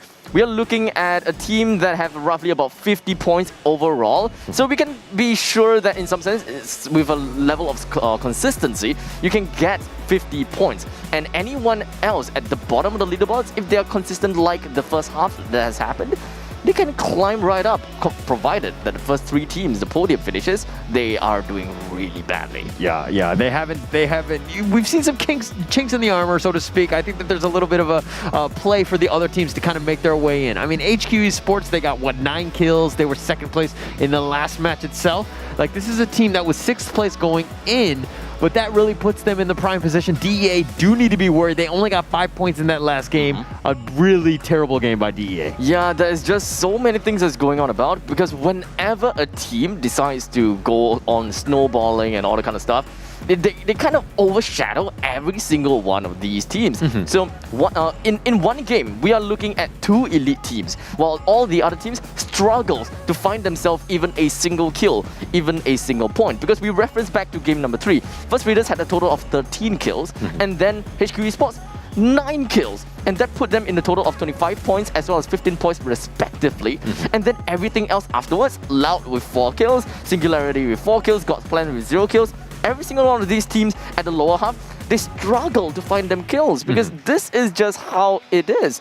Once you find yourself in the nice spot, you realize that, hey, I'm killing a lot of people, I'm on fire, I'm just gonna get killing. That confidence gets to you and don't necessarily backfire. That's true. And okay, so you watched a lot of Viceroy before in the past, and this is kind of why I understand. I've been ragging on you, the fact that you've been like right on it. But the thing is that what have you noticed that they haven't done as well that they previously did in the other leagues? Well, this is definitely what I'm looking at, right? Because I've always been looking at Viceroy, like they are consistent in their own legitimate stance, right? They are not like super elite in their own playoffs as well as the play-ins by itself and FFCS, but consistently they are getting themselves points after points after points. They have a good amount of booyahs, and when they do, they really go all out. And this is the snowballing factor that I've constantly been talking about. So we can just be sure that as long as in the middle stages of the game, we start to see a team that's really like ramping up on fire, we're gonna be looking at that, baby. Okay. All right, so you've got some credit, or you have got some talking points at least from Viceroy. Yes. But like, okay, now talk to me about the homegrown team, a New Gank. Right. What do they need to do? So, New Gang, they have been playing very passively all the way at the start of the game, because it does make sense, right? Because every single one of these teams that they're facing, they have a great level of mastery when it comes to using weapons, quick swaps, grenade launchers. They do have really good raiding tactics. They do have really good breaching tactics when it comes to inside the houses. They kind of know how they would want to pincer against the opponents. But unfortunately, New Gang, they are not very accustomed to these kind of movements, because the meta is different. They don't have necessarily enough exposure against all these other teams, because they are homegrown and they are relatively inexperienced in some sense. So this is a great playing field for them to kind of understand how each teams in other regions play, and then they will try to formulate a strategy. But at this point in time, we only have a total of 6 games. So this is the end of the first half. They need to think of something that is able to kind of encapsulate the entire game into singling out one person after another. They have been splitting themselves out a lot, by the way. Yeah. So I think that it is about time for them to just kind of hunker down, bunker down, and just kind of find themselves some kills, perhaps. So you touched on a decent number of points in the sense of having a meta, right? And I think that Singapore, and not to knock the Singaporean league or whatever, but the fact is, we like, total a lot. Like New Gank right now, they had in the Singapore qualifiers, they had 5 booyahs, they had 119 kills. Yep. Okay, that was more than double any of the other teams in the grand finals. Okay, so that's saying that the level of play is a little bit different, right? Very and the thing is that if you're not really challenged enough, you don't really get better. Correct. Right? It's the whole thing of like losing and learning, right? Yes. And if you're stuck in, you're just like stomping all these noobs or whatever it was. I'm not saying that they're all noobs, but I mean, it seemed like it, right? And the fact that you're not going to be able to play. So this is another, you're going to see a high level play. You're seeing the meta, just very aggressive, the things that you haven't seen. And so you're going to be exposed to this stuff. So worst case scenario, yes, you might not got top 3, but you get money, which is either $50,000 or $40,000 USD. That's no small change, but you're also going to come out with life lessons, right? And we're definitely, Free Fire is going to be here to stay. You're going to be able to use that knowledge as you move forward. Yep, so we are definitely going to have a lot more of these regional and perhaps even international games. So those people that's watching out there, make sure you do not miss out of more of these Free Fire action. And of course, try to get yourself inside one of these esports events, because who knows, you may be the next superstar. You never know, kind of. So you would be the next No Brew. I'm going to say that now. I suppose so. Yeah, just kind of nip it in the bud, Yeah, or rather snip it in the bud. Yeah, so the Flexor jerseys, if you are, you guys, the Flexor teams, I know that they're in Singapore right now, but they can just be hooking me up with a jersey at any time because, I'm definitely a fanboy. I want to get in on this train. In that case, I do want myself a Viceroy jersey, even though they are not they're not performing as well as I hope that they have. But you know what? I've been sticking on with them for a pretty long time. I've been hyping them up, and I was talking about Viceroy itself, right? FFWS, they weren't doing like super amazing, and they were in like qualifiers and playoffs. They weren't like directly seeded in, and only from that I realized that hey, they are elite in their own play-ins. They do seem like they have a chance, and ever since day number 1, I just be like, guys, look out for Viceroy. Guys, look out for Viceroy, and they're just like popping off ever since then. All right, so let's hop into the game right now. This is going to be Game 4 Bermuda. Here we go.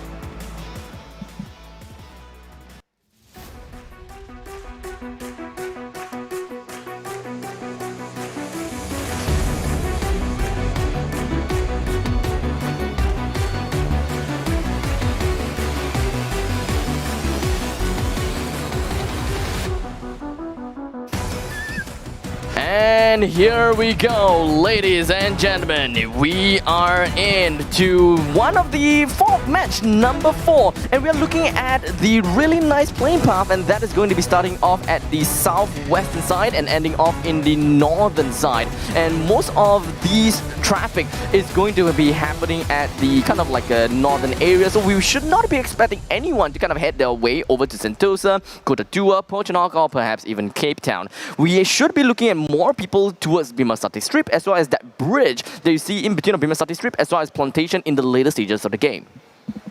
All right, so here we're gonna hop in right now. DEA nearby, First Raiders as well. Darko, the MVP of the last match, he's looking great here, looking like a ninja. When in doubt, you run like, what is it, Naruto? Yes. Naruto. I'm great. I'm happy that you're calling him Naruto, not Naruto. A T-O I learned my lesson, D-O, right? Although for the record, in terms of pronunciations, I will make it better. Like Paris, I would call it Paris as opposed to Paris, right? So you're welcome. Paris sounds way better. Then how would you pronounce H-A-W-A-I-I? Wait, slow down. H-A-W-A-I-I. Howie? Wait, really? H-A-W-A-I-I. A-I-I. Hawaii. Right. Yeah, I was like, okay. Hi. But okay, you're going to talk to me about phonetic? Yeah. Right, what about tampines? Tampines. Really? Like a pine tree? You're gonna call it a pine tree? Really? But you know what? According to Fluffy, Gabriel Iglesias, it is not Hawaii, because according to the people in there, it's actually Hawaii. Yeah, well, a food for a thought. Well, it depends on how many drinks I have, and then my pronunciation will change depending on how many that is. So we'll cross that bridge when we get there. But nonetheless, you did not get back to me on Tampanese. We'll talk about that one later. Right, so I don't think you can talk to me about phonetic or anything. But back to the game. Attack all around, right in the middle. They are vulnerable to being attacked from all around. Like literally. Because we're looking at Loud, that is just going to be holding themselves up inside a bullseye as well as Shipyard. Very, very likely. We'll be looking at them moving down south. We should be looking at GDP. They were definitely going to be moving down, moving over to the eastern side. And especially we're looking at Katulistoa with, Blue Zone. We should be looking at GDP Loud as well as AAA to actually make their way over to Catalyst 1. That is what I'm predicting. But the fact is, Bimasati Strip is such a good place whereby I believe that there could be a possibility that AAA, they wouldn't even move from where they are. If they would want to move, then yes, probably one person stays in Catalyst 1, maybe towards the northwestern side, and the rest just heads their way to Catalyst 1. Yeah, and a tackle around having, in terms of the standings, they really need some points. So maybe survival is the new strategy that they need to do. They're kind of sticking to their guns, and they're just kind of sticking around, not really doing much right here. But at what point do you balance going out and picking up as much utility as possible, but at the same time, you're very vulnerable because you're doing it? At this point of time, it's kind of understanding how much action is going on around the map, right? If you do not start to hear a lot of gunfights going on, that means that you can pretty much be sure that everyone have got a landmark for themselves. And only when you start to hear gunfights at some place, then it is relatively safe for you to run because they are having, internal fights after bumping into the first place. So imagine for Loud, they are within of Bullseye just now. And imagine if GDP is inside of Bullseye as well, they're going to have an instant fight. And thus, you know that we have, two open areas in some sense. Because two teams jumped onto one place. So one of the other landmarks is open.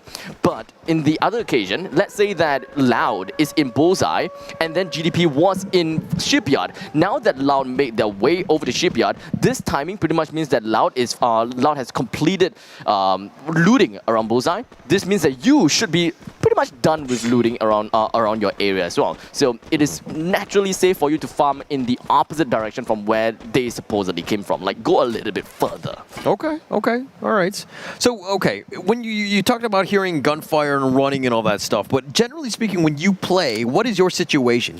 When you hear gunfire, do you run at it or do you run away? Oh, I actually run at it. Oh, really? Yeah, Okay. I really like all these vulturing action because I'm cowardly. I don't take fights in my face, those kind of stuff, right? So why would you run at it then? Because they are so busy with their fights, and once they're done with their fight, there are definitely going to be stragglers which are, barely breathing.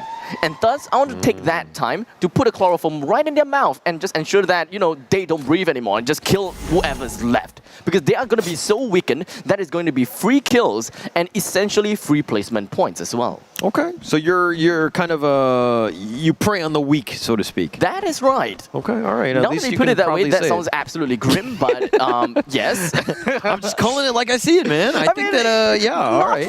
Not wrong. But you understand that you pretty much insulted me. Yeah, well, that's what you kind of set yourself up for that situation. I did, yes, and thus I have no way to get myself out of that. Yes.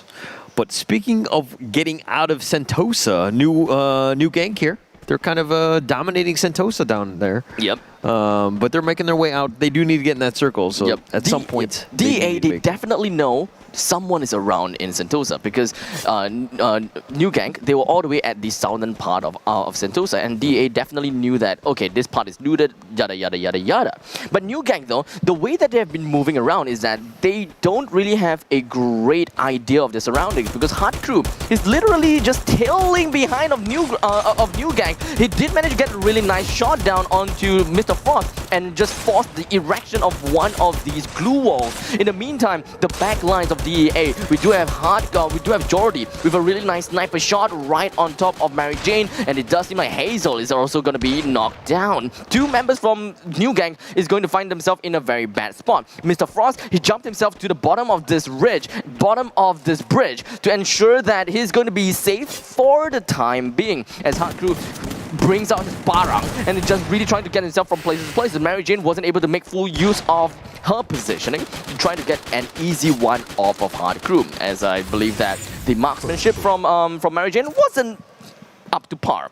So just like that, DEA, they did manage to get themselves a total of 3 kills, and I believe that the last man remaining here is Mr. Frost as he jumped himself down to the bottom of the bridge.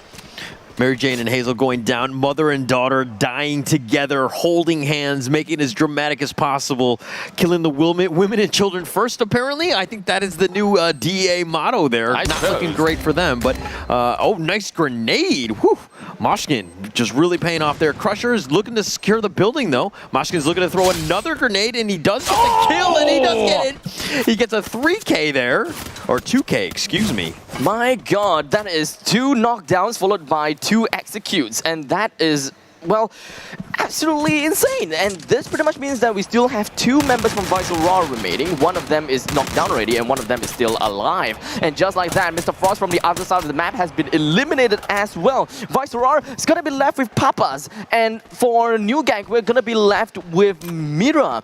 Off to a bad start for these 2 teams, as all the other teams, they're pretty happy about this. We've got Singularity that managed to get that 3 kills off of the head of Vice Aurora.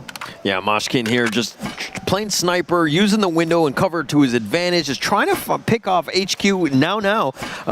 Looking to just, okay, he takes out the frying pan. He's just going to run over into the side, get to better cover. Tyson just gets some shots in here, but completely out in the open, a little worrying for them. Well, this is going to be the end of the first circle, and everyone is pretty comfortable where they are in the southern part of this current circle, and of course in between of Peak, Clock Tower, Factory, as well as Pochnok. While Singularity, they are just going to be putting themselves at the bottom of the peak, and their position does seem pretty good for this very circle itself. They are going to be looking at first Raiders, that is going to be at their western side. HQ is going to be onto their eastern side. And well, Vice Aurora, we don't really have to talk about him because he is all alone at the southeastern part of Singularity.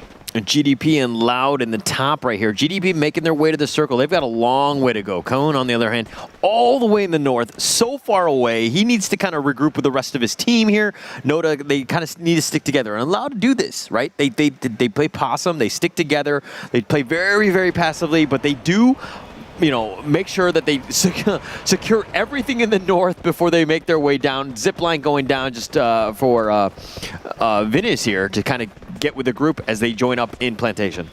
As GDP, they are in Zona Plantation, and well, GDP, well, I don't know much about how they want to play this out. Sorry, they wouldn't in Plantation. They're heading their way over to Bimasati Strip. The silo kind of seems like Plantation is actually. But GDP, they're heading over into the newest circle, and right in front of them, although they don't know it just yet, it is going to be AAA. We should be jumping into that very part of the action soon, but with this very high bird's eye view, we know that First Raiders, they are just going to be hiding behind trees. They do know the presence of Singularity inside of the houses, while DEA, they're still making the move. They're still moving and moving and moving, doing whatever that they can to just kind of wrap around to the southern part of the circle. And speaking of which, Loud gets themselves an initiation right on to God's plan. And they're turning it up. They're Loud have found GDP. GDP were trying to make their way to the circle, but Loud is catching them off, doing just, you know, they're running in, they're facing the wrong way, and they ended up getting the nice little pick there. And Loud have found GDP. They do have the numbers, so they need to be a little bit careful with how they proceed. GDP, that is, and they're hiding around, not really much where they can go, considering Attack All Around are on the other side of this. So they do need to win this firefight. Attack All Around, what can they do at this point of time? But, well, I don't know. They're just going to be gatekeeping this very spot, ensuring that Loud as well as GDP don't get themselves closer in. But the internal fights between Loud as well as GDP is the main thing that I would definitely want to look out for, because the storm is approaching. They have to do something ASAP. As Will, he makes his stuff around. He does have the Vector Akimbo, and it's just going to be literally wrapping around. I don't think that GDP actually saw where Will went, and this is going to be the first shot coming in from Will. That break through the silence as circle through the horizon with the death of Ninja. The rest of GDP, Kamar and Omar, they have to get themselves running into the center of the circle, or rather running into the circle. Omar is going to be left out. He's going to be left out straggling as Loud. They're just going to be holding on to their place. And Omar, luckily for him, he managed to get himself out of the sights of Loud. They're running right now. They need to get into that circle. They need to make sure that they're there. Loud have been slowed down by GDP because they were trying to secure those kills. So if anything, GDP has been a bit of a hurdle in the sense of just slowing them down because Loud are stuck into it in the blue circle, that is. So they're going to slowly get whittled. I mean, it's not a tremendous amount of damage, not anything that you need to be worried about, but the fact that gatekeeping AAA are right there, Loud do need to be worried about that.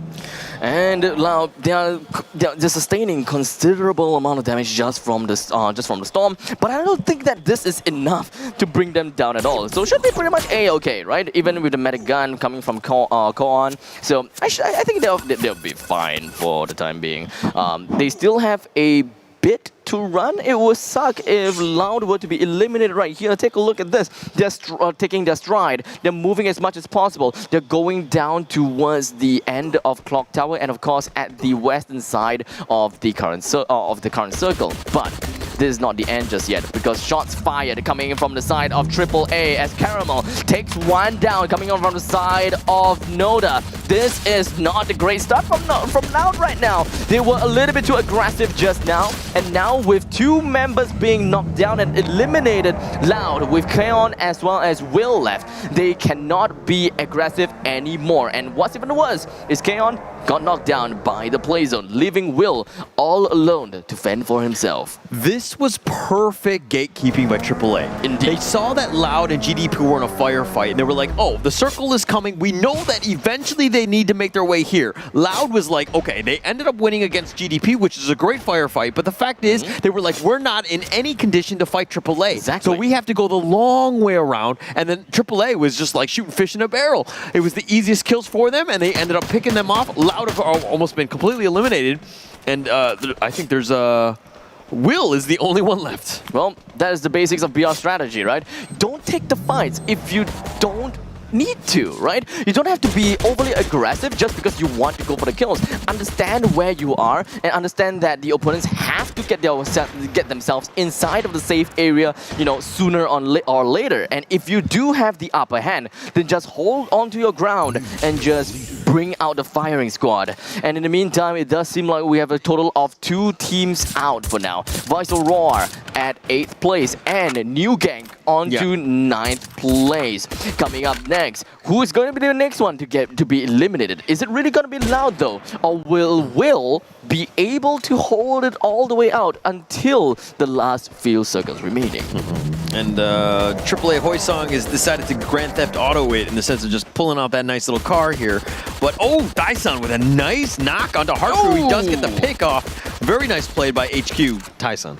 It doesn't seem like it's going to be the end just yet. Yes, indeed, we're going to be looking at really nice shot coming in from Funky all the way from the top. Some verticality action as Nazal's coming in. He also got more verticality onto the side of HQ. He's going to be firing down. He's going to be ensuring that he brings people down to the ground. And of course, putting the final nail in the coffin, but that the execute is just not there yet. The kills are coming in left, right, and center. Darkle gets one. Nazal gets one as well. GDP is finding themselves with their back against the wall as Omar is literally with his front against the wall actually because of the glue wall that is popped. And now GDP being eliminated by Singularity. Total of 6 kills for themselves and a total of quadra kill. A competitive game coming in from here. AAA eliminated by First Raiders. First Raiders has shown that they are definitely a force to be reckoned with. And these two teams, Singularity and First Raiders, they're gonna be going in neck and neck. They would want to fight it all the way out, but First Raiders, oh god, they got knocked down. I am Souza, grenades after grenades after grenades. Merce is just gonna be running right in. He does have a shotgun with him. He wants to bring every single buckshot, slugs onto the opponents, and Loud is now eliminated from the other side of the map as DA is going to get their hands dirty. HQ eliminated as well. First Raiders down to the ground, and that was literally the final nail in the coffin. Yeah, Nezai's Singularity have turned it up. Their grenades have been like almost homing missiles as they make just arrowing in, making sure that they do get it. Nezai's gets another knock. I mean, this guy has turned it up. He's turned it on himself. Moshkin with 6 kills, Nezai with 3, and this team has 11 kills already. And you were talking about having a better second half, and this is the thing. Nezai's with a quadra kill. And DA, Jordy is the last man remaining. He literally launched himself in front of the enemies. There really wasn't much things that he can do because the game is set. We are looking at Moskvin, which is, well, he took a lot of kills, but most importantly, Singularity with the Booyah!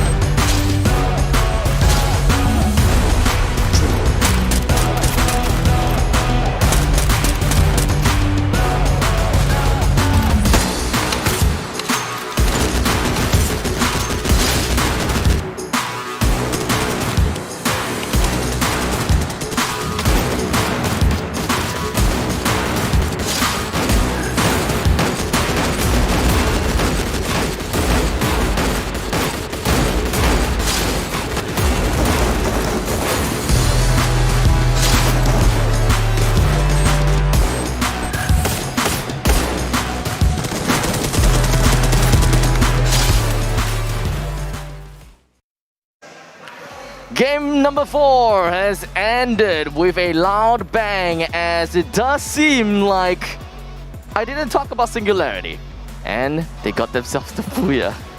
And there you go. And the reason for that is because they're all playing on the ROG phone and the ROG headsets, both official gaming gear of the FFWS 2021. So really well done in the sense of not talking about them, giving that team a chance, but they really turned it up. They really turned it up, man. So that is definitely something that I was expecting from the side of Singularity, but not something that I was expecting from Vice Aurora.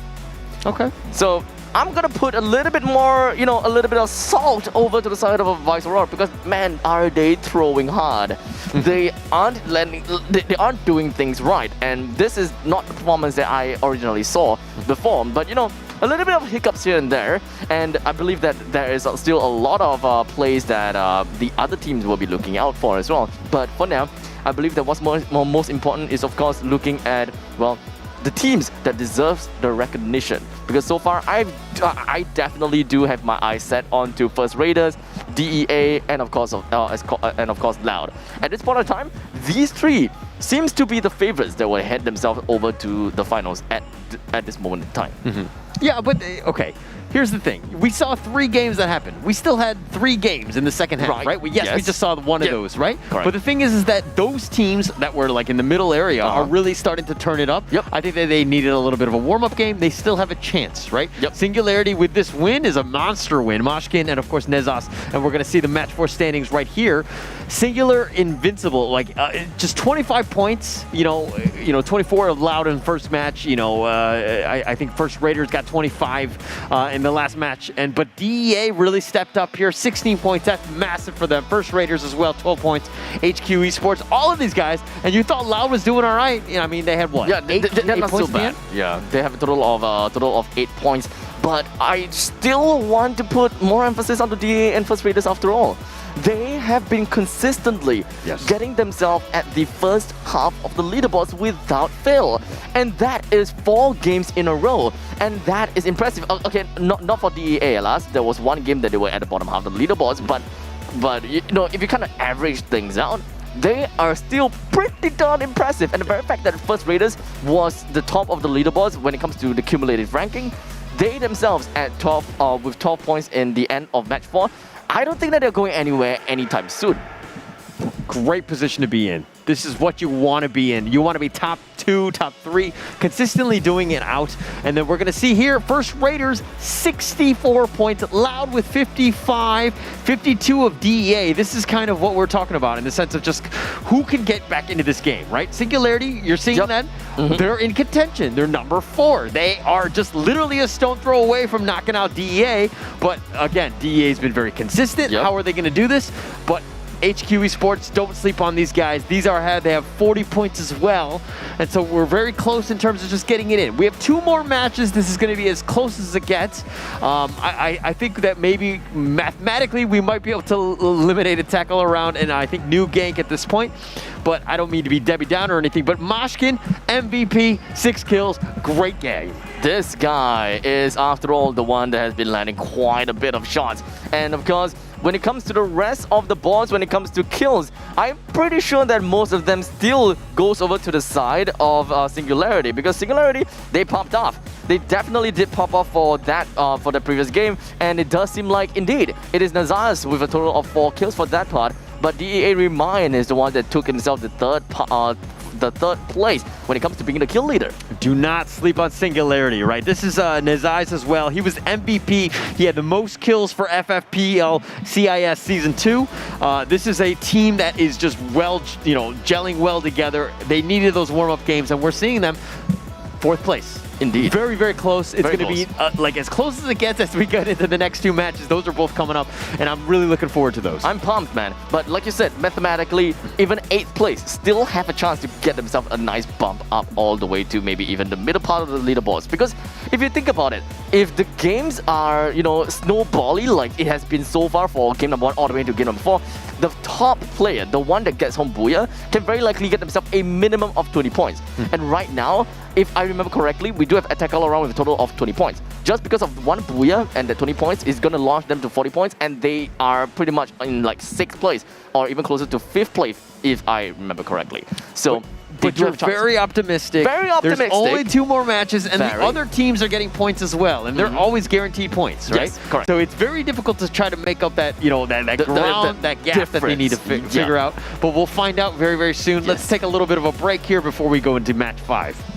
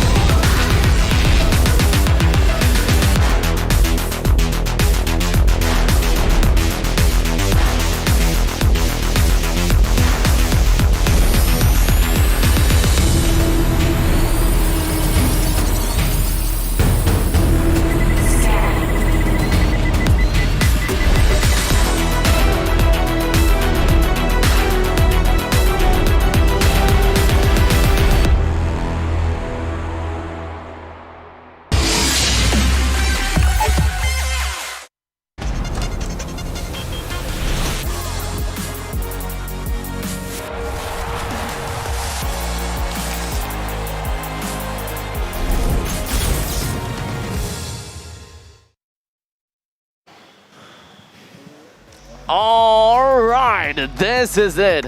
Ladies and gentlemen, we are going to be jumping and looking at game number 5 really, really soon. But let's wrap up a little bit about game number 1 all the way to game number 4, shall we? With game number 1, I believe that it has been given. The first game pretty much given over to Loud, and it was a convincing victory. Yeah. Game number 2 pretty much over to DEA. Game number 3 over to First Raiders, and of course game number 4 we have it given away to Singularity. So far, no multiple amount of booyahs. Every single one of these booyahs have been equally, being passed around equally.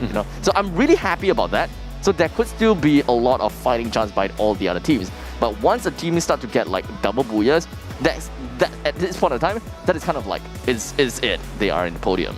And this is a game of momentum, right? Yes. And so, all you need to do, like DEA, we saw, second place and third place, and they're just kind of like lurking around. Yeah, you don't get the booyah, but in terms of points, you're still in it, right? That's all you need to do. You don't need to be the fastest car out there. You don't need to be the prettiest one, but at the end of the day, you need to be the consistent one. So you need to be that Toyota Camry or whatever it is, making sure that you finish the race, but you finish it in a strong way, that you're at a pacing, you're going at the right pace, and making sure that you're not getting, jumped or have a terrible game where you get eliminated early. Yeah, but at this point of time, the way that we are seeing things, First Raiders, they are pretty much a Lamborghini right now. Although Lamborghini may be a far shot, because any team can still kind of take over where First Raider is at this point of time. But it doesn't really quite matter who is first, second, and third. As long as they are in the top 3, they are just going to be pushed over to the grand finals, and that is where things are starting to get important. Whoever's at 4th place,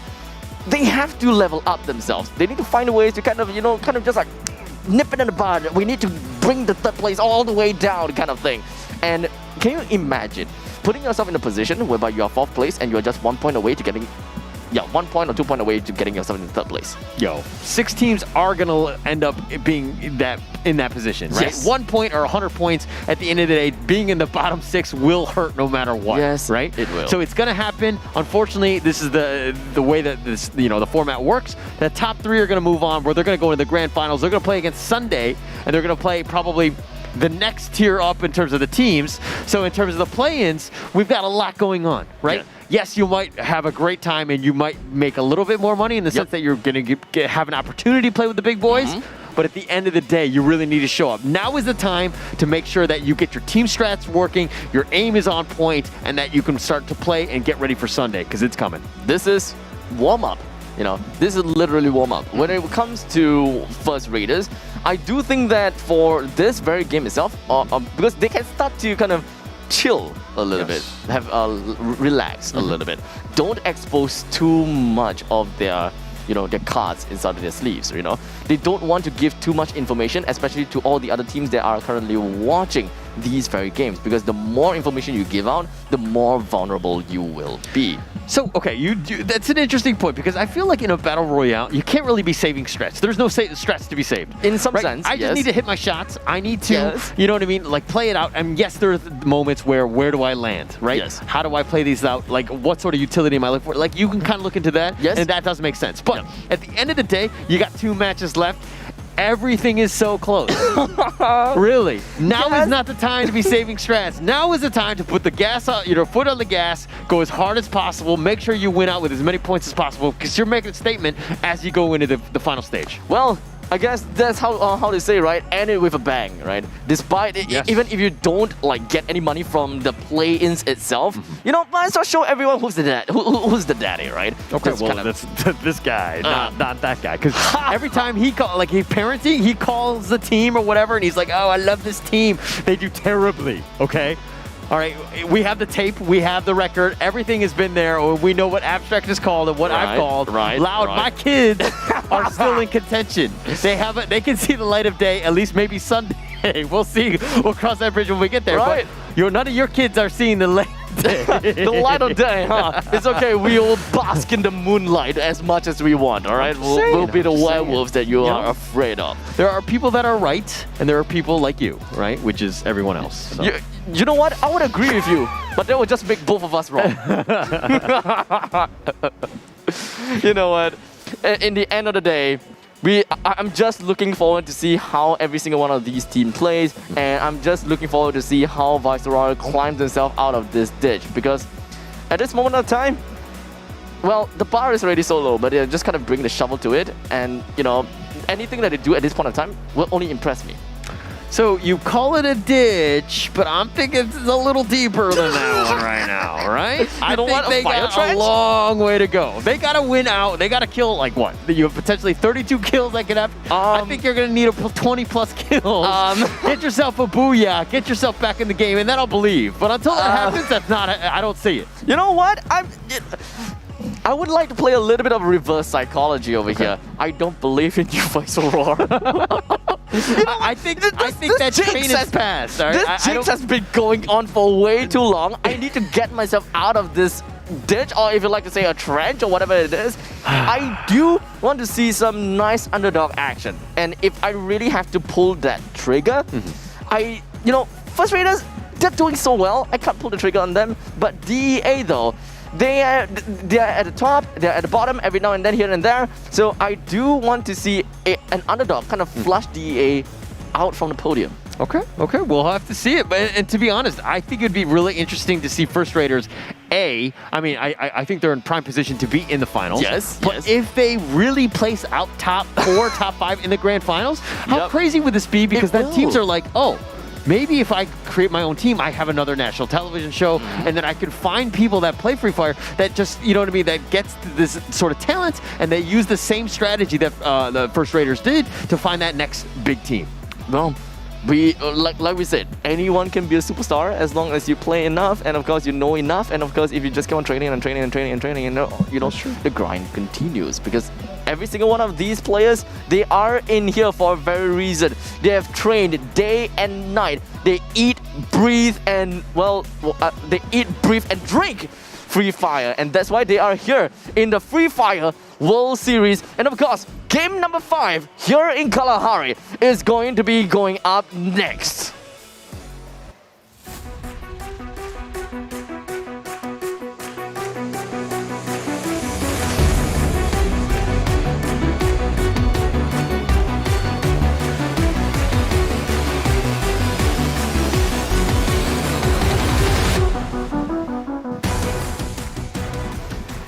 And there we go, in Kalahari with the flame path. They're just going to be starting all the way from the bottom, all the way to the top, literally cutting Kalahari into half. And every single one of these teams here, they are literally just going to be flying all the way, whatever that they can. But here's the interesting thing, right? First Raiders, this is a ballsy move. They have 2 person inside a refinery and 2 players inside a foundation. As for HQ, they have 2 players inside of maze, or rather kind of like at the southwestern side of the maze, and the other 2 players, one of them is all the way at the eastern side and one of them at the northern side. So all of these teams, they're thin out, they're spread thin. And if there are any teams that decided to play aggressive here, man oh man, that is a lot of food.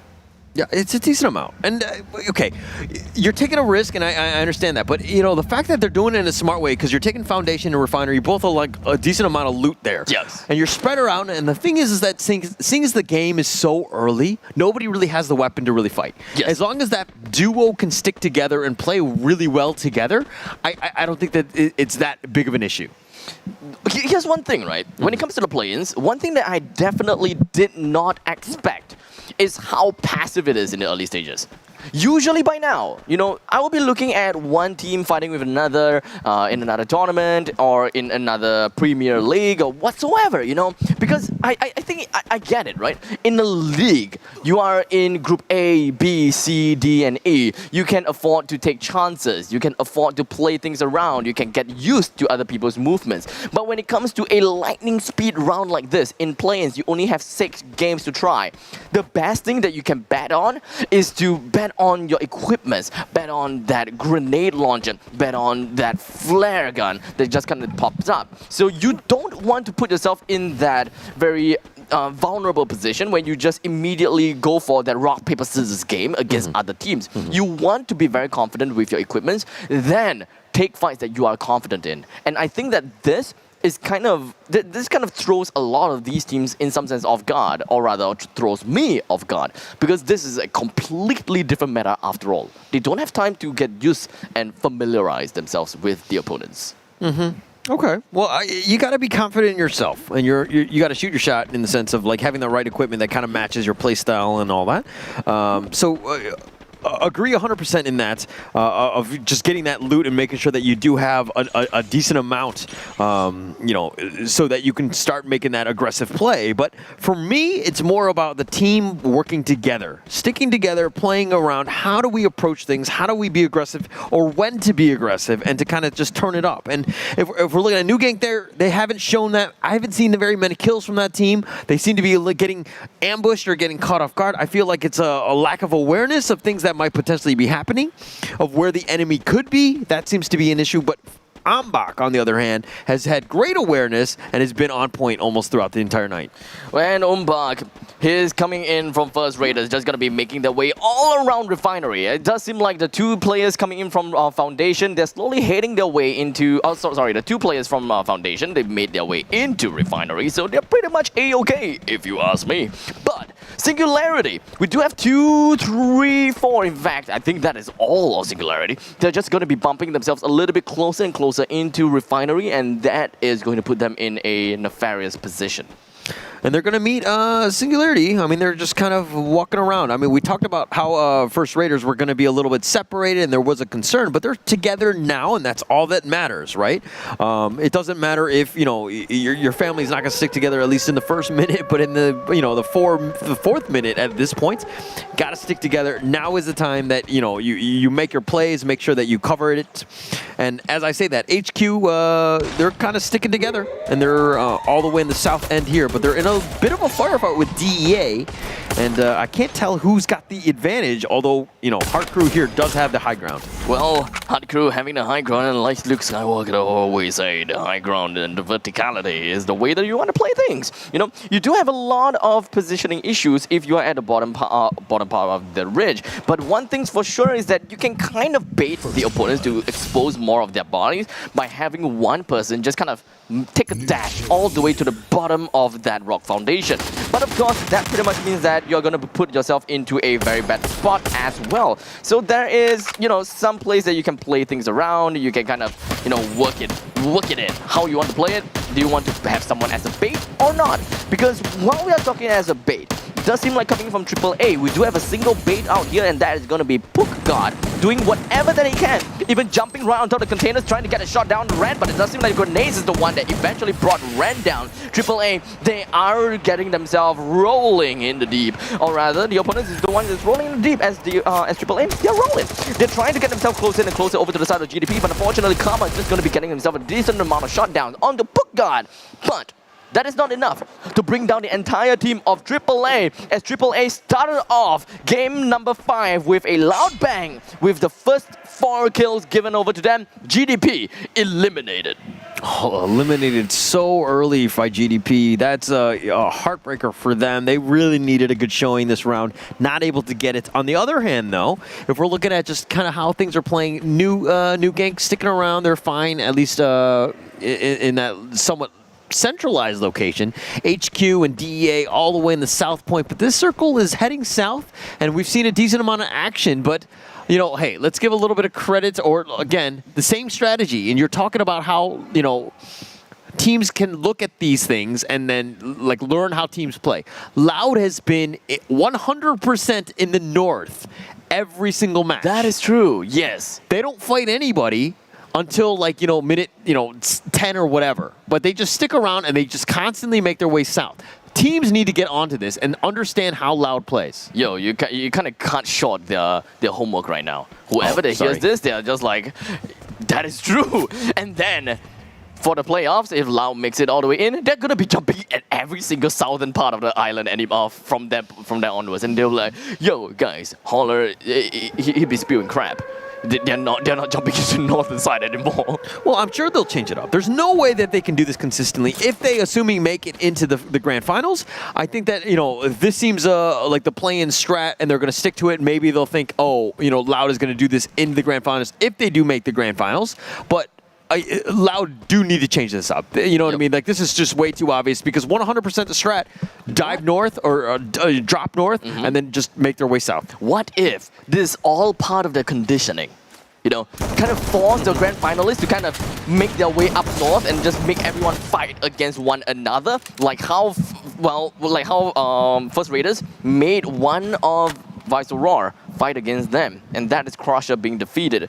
That is sad. That is hands down sad. We're going to be left with Papa, Almas, as well as Janito to be left within of Viceroar. I don't want to talk about them anymore because I could be doing some custom jinx right about here. But Mira, coming in from New Gang, is going to be finding himself in a very bad situation fighting against Neo now. And we do have a decent amount of gunfight coming in from HQ. They're just firing everything that they have onto Mira. Unfortunately, Mira, she's all alone once again. And like we have said before, New Gang, they have been splitting their forces up too thinly, and they are constantly being singled out by the opponents. Yeah, completely isolated in a bad spot. Miro, like, Mr. Shot Frost, off the air. Where is your off husband? the air again. Right? Why? Newgate getting shot out, just trying to use the zip line. That seemed a very exposed position.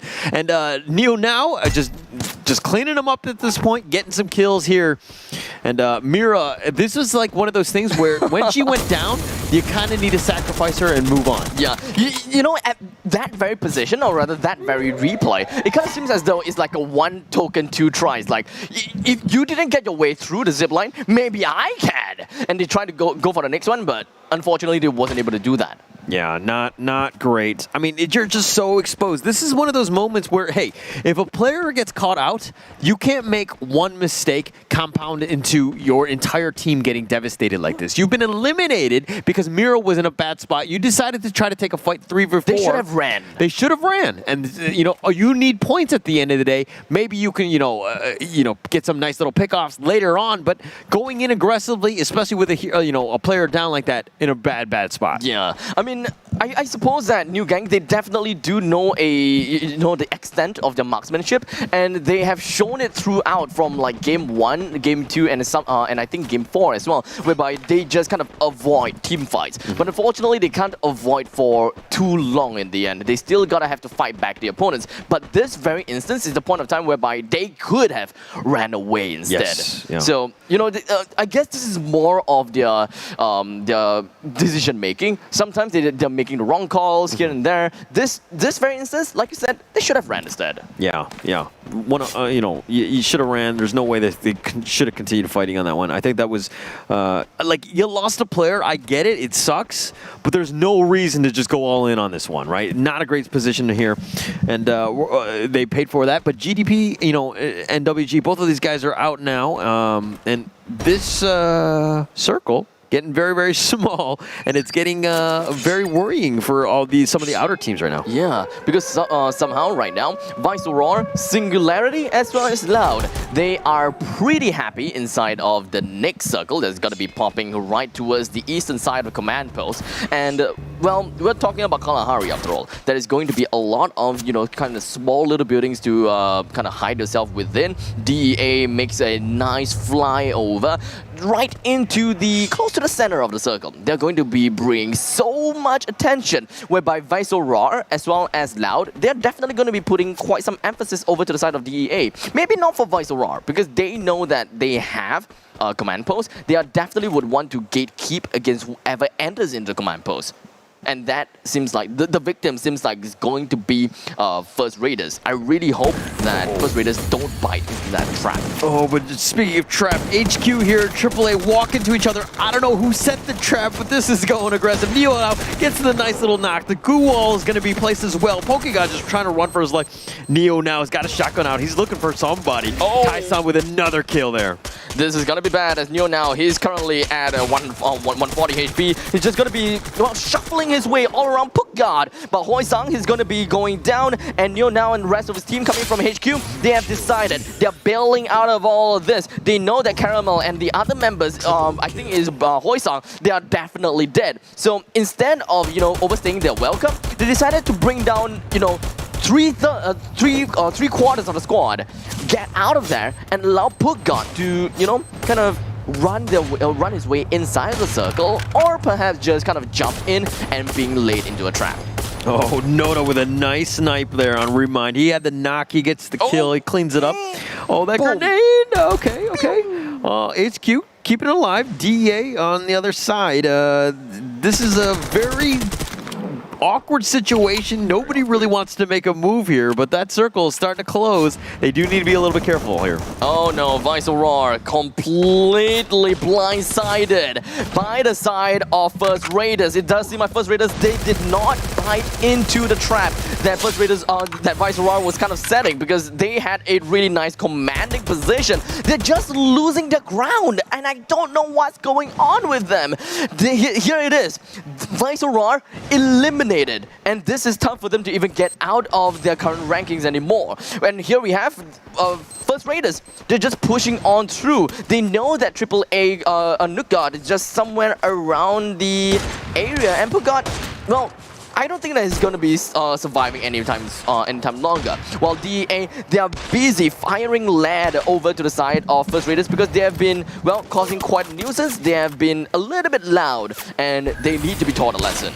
Yeah, First Raiders here getting a little bit low. Some of them are knocked. They're trying to go for the res, but the wall is caving in on them. Time is running out. They are in a bad spot here. Neo now just trying to get some free shots into this building, just shooting into the window. Khan with a nice knock there. Does get the kill on Joker, though.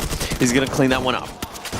Jordy. He's pretty much knocked down. Hard Crew is currently with a sliver of health, and Tarek is pretty much the only one that can kind of carry his team based on the amount of health that he has got. The only one that can just run out and bring down whoever is left. Umbak, oh my god! Umbak is just holding himself down and killed everyone. They're just holding themselves up inside of that small little bathroom. But the fight is not over just yet, because we're going to be looking at SMG as well. Unfortunately, completely eliminated by Loud as Will takes two. Kronos continues his way to make them inside of the new circle, and it's gonna be left with three members from HQ, as well as 2 members from First Raiders. And once again, ladies and gentlemen, First Raiders, they are consistently putting themselves in the podium finishes. Yeah, and HQ here with 9 kills, something to take account of. But Loud with 4 members again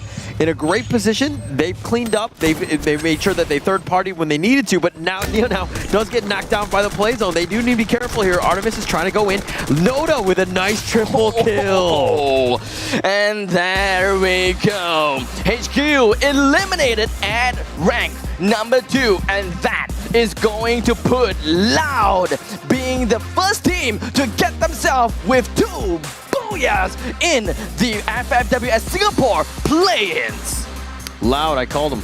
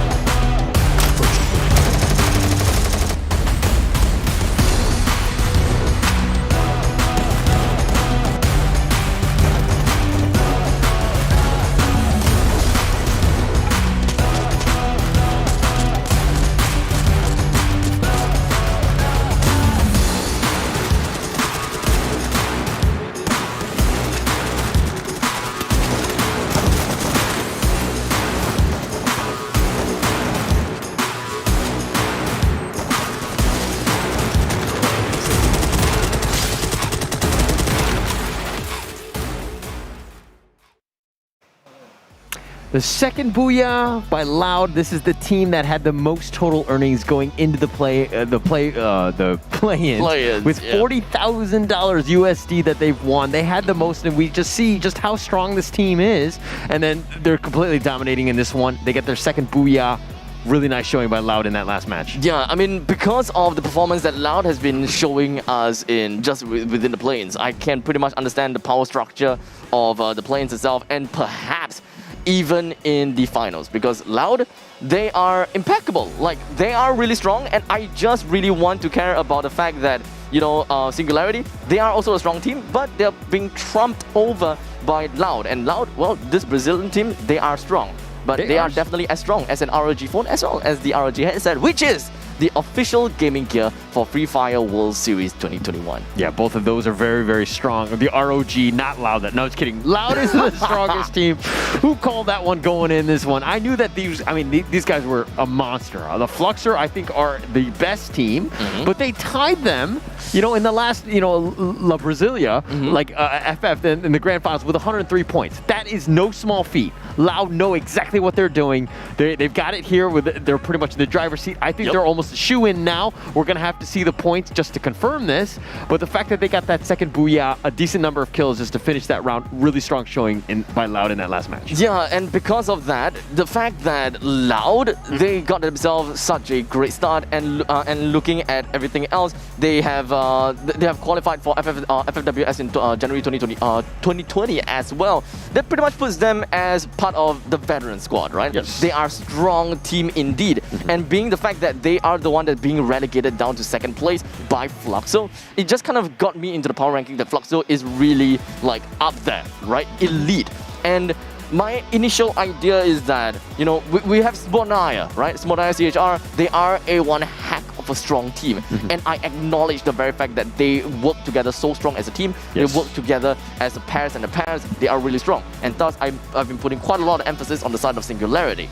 But Singularity, they haven't really been showing that big of a deal. They put themselves in match number 5, 5th place, while Loud topped off the leaderboards once again. And this pretty much means that there could be a very possibility that Silence, which have two of Smonaya's teammates, it doesn't mean, it pretty much means that there could be a chance that Fluxo, well, completely trumps over them. But this is like a topic for Sunday, right? Yeah, we'll cross that bridge when we get there. But look, Loud, 20 points, 18 HQ, First Raiders, they were previous the top, so we're going to have to see if the 5-point is a differential to change that. But First Raiders definitely in position as well. I think that First Raiders and Loud, we're looking at 1-2 in some sort of order right there. But HQ and, you know, with 15 points, 18 points that is, that probably springboarded them over DEA at this point. But we're going to have to see the standings. I don't know. I was just doing some mental math. That is what I'm thinking as well. Boom, who called it? That is what I'm thinking as well, yes. So remember how I talked about the fact that, you know, First Raiders, they are a little bit too strong for me to try to relegate them down, you know? It kind of hurts me too much to say that. But DEA is definitely a team that, you know, I can see that possibly happening. But, you know, here's the thing. We are looking at the end of game number 5. This is our analysis, right? Game number 6 will be coming up next, and that will be the last of the play-ins for today. And First Raiders is all the way up in the first place at 79 points. Loud is all the way up to the second place with 75 points. A massive lead of about 23 points away from HQ Esports and DEA. And thus, they're tied up. Yeah, and Noda here with the MVP. We just saw 4 kills on that one. What a great performance by Noda's there in terms of Loud and just helping their team win. HQ, now, they really need those kills. Pretty massive with 4. Ambach as well with 4 as well. So, you know, this is one of those things where no room to maneuver. We're going to see a bunch of fighting that's going on. I think there was about smorgasbord of, I think, 3 teams that could potentially be in. Potentially, right? Potentially. In what we are looking at here is that HQ Esports, DEA, and Singularity, these 3 are so close to one another, whereby HQ Esports and DEA, they are literally neck and neck. while Singularity, they are just 3 points away from these two teams. And right now, we can imagine that anything could happen. In the very event that Singularity gets themselves like the top booyah or something like that, and it just so happens that HQ Esports or even DEA, even though they don't get themselves the booyah, but they still get themselves an ample amount of kills, and somehow First Raiders and Loud, they lose like literally all the way to 9 and 8. Can you imagine how big of an upset it would be, whereby the current the current leaders, first and second, completely got relegated over to 4th and 5th just because of this one round? That could be a problem. Yeah. So, okay, Loud and First Raiders, what they need to do is they need to just stay alive, right? Yes. At the end of the day, it doesn't really matter what your placing is. As long as you don't get eliminated early, you're fine. So Yes. you need to ensure that you just stay alive, stick around, go to the north, which Loud will probably do. First Raiders will be somewhere else, but those two teams stay alive. The other three, in my opinion, what is the sort of balance that you do? Do you need to be aggressive? Do you need to play it out? What are you looking to do with one of those three teams? Look, I think that at least for these three teams, nothing's going to change. Nothing is going to change because they don't fix what is not broken. Right? Okay. That is kind of what they're looking at. They have been consistent to a certain extent whereby they are in contention for 3rd place. And whatever that they got to do right now is just kind of work it in and try to, kind of improve from just now, whatever that they did. Kind of try to be a little bit more up in terms of their marksmanship, or maybe when it comes to team communication, they can be a little bit faster with the reactions and all that kind of stuff. Yep. But other than that, when it comes to early game aggression, I don't think that that's going to be the case. They're just going to be sticking on to their regular places. They want to play it off in places to places and just kind of play it safe for now, and then kind of do what Loud has been doing, because everyone pretty much is playing the same game. Their meta is the same. Early game, avoid fights. Mid game, let's go. Okay. You don't want to...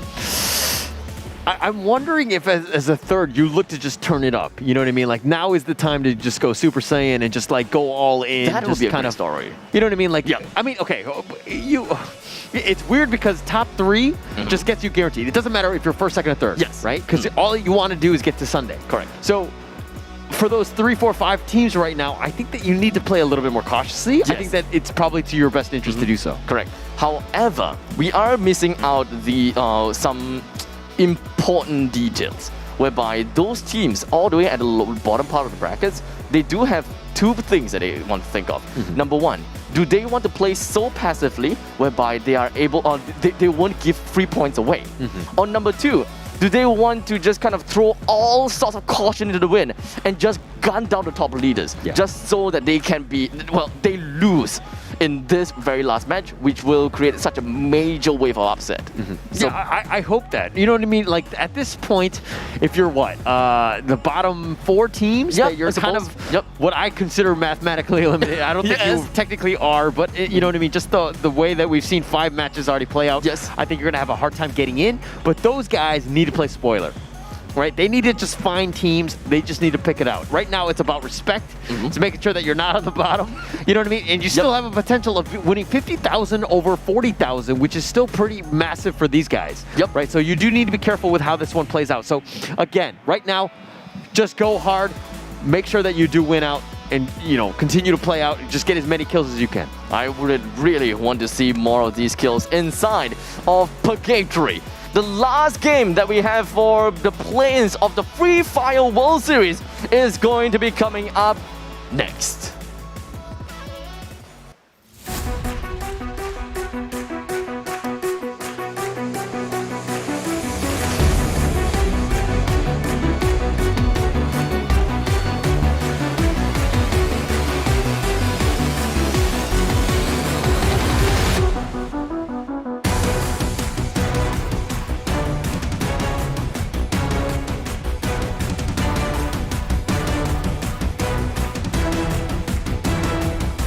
And of course, ladies and gentlemen, we are right back. Of course, this is just yet another game, Purgatory. We've seen Mode House. Mode House is, in some sense, Loud's territory, because we are talking about how they always head themselves to the northern area. Maybe they won't do the same thing. But maybe, if they do the same thing, the bottom 4 of the current brackets, they head to the Mode House. They should, but I don't think they will. It's so weird that the teams have just kind of You know what I mean? Like I'm sure not every single time you go to that certain location, right? You drop that area. Unless they have like an unsaid agreement, like no, but it's naturally flowed that way. Yep. Where players, the teams have kind of been like, oh, this is consistently where I go. This is where I go, and this is my home. You know what I mean? Like it's just naturally formed. Like you have your different states, so to speak, in the sense of just like everybody's kind of found their position. Because we haven't seen. I think the first one was a little bit like, oh, this is my territory, and then there's a little bit of a skirmish. But like throughout the matches, right now, it's kind of changed where kind of people are kind of happy of just really not looking to fight in that first minute. Yeah, exactly. So they kind of have like their own dominance area, and they have already marked their spot, take a quick piss out of it, and just kind of like, this is mine. Don't come here. We know what we want. You know what you want. So don't touch each other. They kind of unsaid agreement. But I don't know whether they are actually doing this or not. I don't know whether any of these teams have ever screamed with one another at all, because it is of their best interest to kind of learn against the opponents. They want to understand how they can play against the other metas. And this is definitely something that we have definitely thought before and of course seen before. But does that mean that, you know, there are some different strategies that they're trying to show to the other teams which, you know, they're trying to adapt to? So, I don't know. Did someone just get bamboozled? You know, it is the 6th match. Again, a lot of these teams are just playing for respect at this point, making sure that they make a statement of, hey, you know, these are, you know, pad the KDA style, you know, to get yourself into this. Because at the end of the day, yes, it sucks. You know, you might not have had the greatest performance that you really, really wanted, but it is what it is. And unfortunately, this is how the cookie crumbled in that sense. And so we're going to get into that 6th game, and we're going to figure out how these teams play. But you know, I think that, you know, Viceroar, I think AAA, you know, New Gank, God's Plan, Plan. These 4 teams or whatever, they're going to learn a lot. Yes. And I think that that's like the biggest thing, is just playing internationally, understanding that, hey, this is a different level. Yeah. We need to match it the next time we're here. We need to remember this pain, you know what I mean, and this feeling. Yes. Because moving forward, we need to fuel ourselves. We need to ensure that we're better moving forward. Well, this is here's the thing. We're looking at God's Plan. God's Plan, of course, came in from the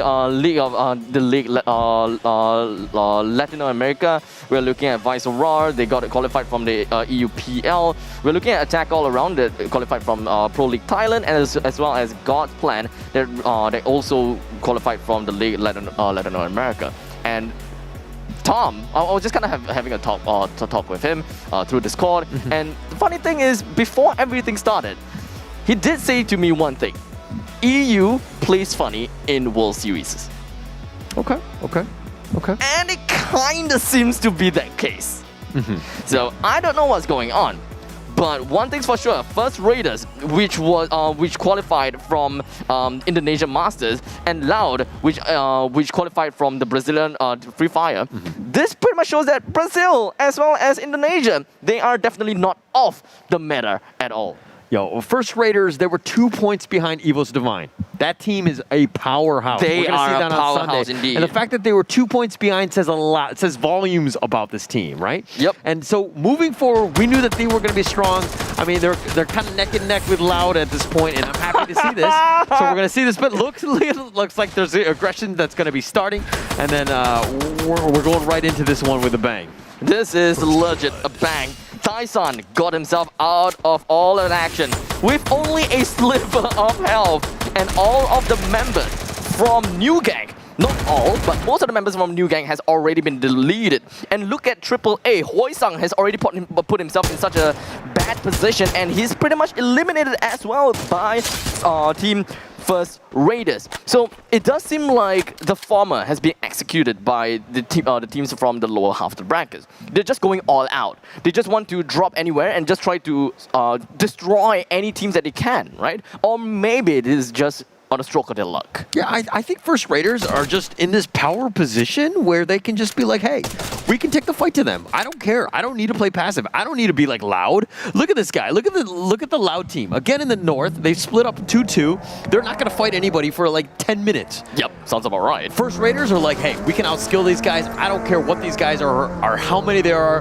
they're just a number for me, and they're going to be on my kill list. Oh, really good time turner coming from the side of Bootguard. He really wanted to go for the execute. He really wanted to go for that 1 point, but he didn't even manage to scratch that surface. He really wanted to go for the final kill, but for some reason, that just did not happen. And AAA, the team that I really thought that they had a chance because of how experienced the organization Attack All Around is in the BR category. I thought that they are able to get themselves with a really nice lead into this play-ins, but unfortunately, they're going to be eliminated here in this very round itself, and they are not going to be one of the teams that we are going to be seeing in Sunday's games. I think you owe Attack All Around, Viceroar, an apology for being so complimentary to these teams. You did not even give them a chance. We saw all day today that they were, they were gonna get they were gonna get smashed all day, you know what I mean, because of the fact that you were kind of high on these guys, teams. I guess so. So I guess you can tell me which teams that you prefer, and then I will just compliment them for the finals, right? I was going in. I knew Loud was gonna be strong. First Raiders as well. I was hyped on these teams. Yep, look at you bottom feeders. No, bottom feeders.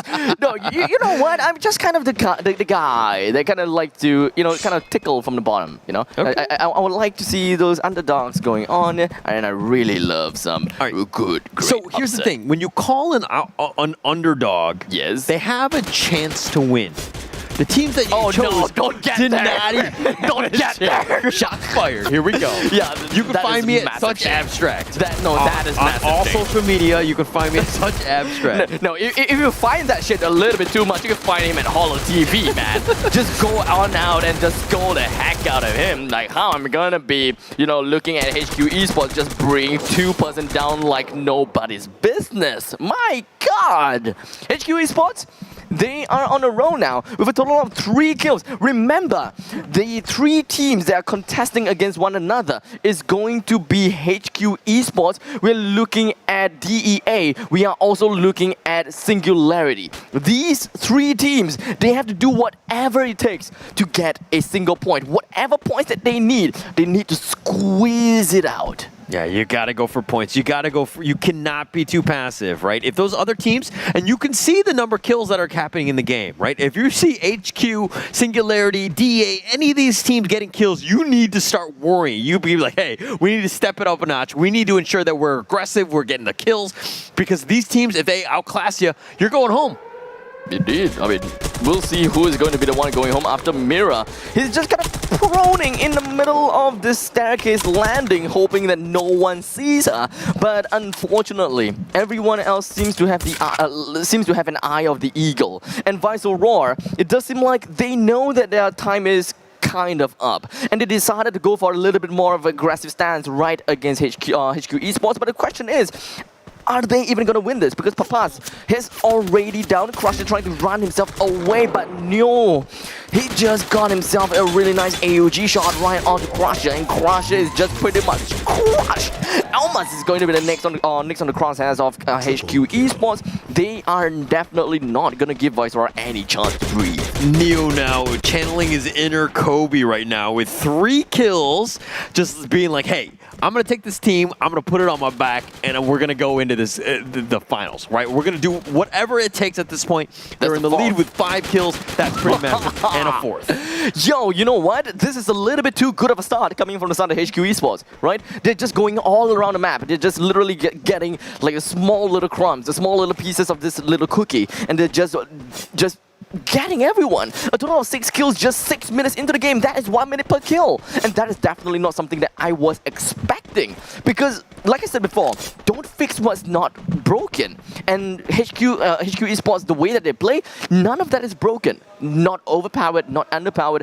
I think that they have been roaming around. They have been taking shots. They have been taking fights in a really reasonable ways. And this time, they're just trumping over everyone at this moment of time. Yeah, but where is Singularity? Look at them. HQ starting to pull away, maybe even contesting in the Loud territory at this point. So DEA and Singularity, they need to step it up. They need to find people, whatever it takes.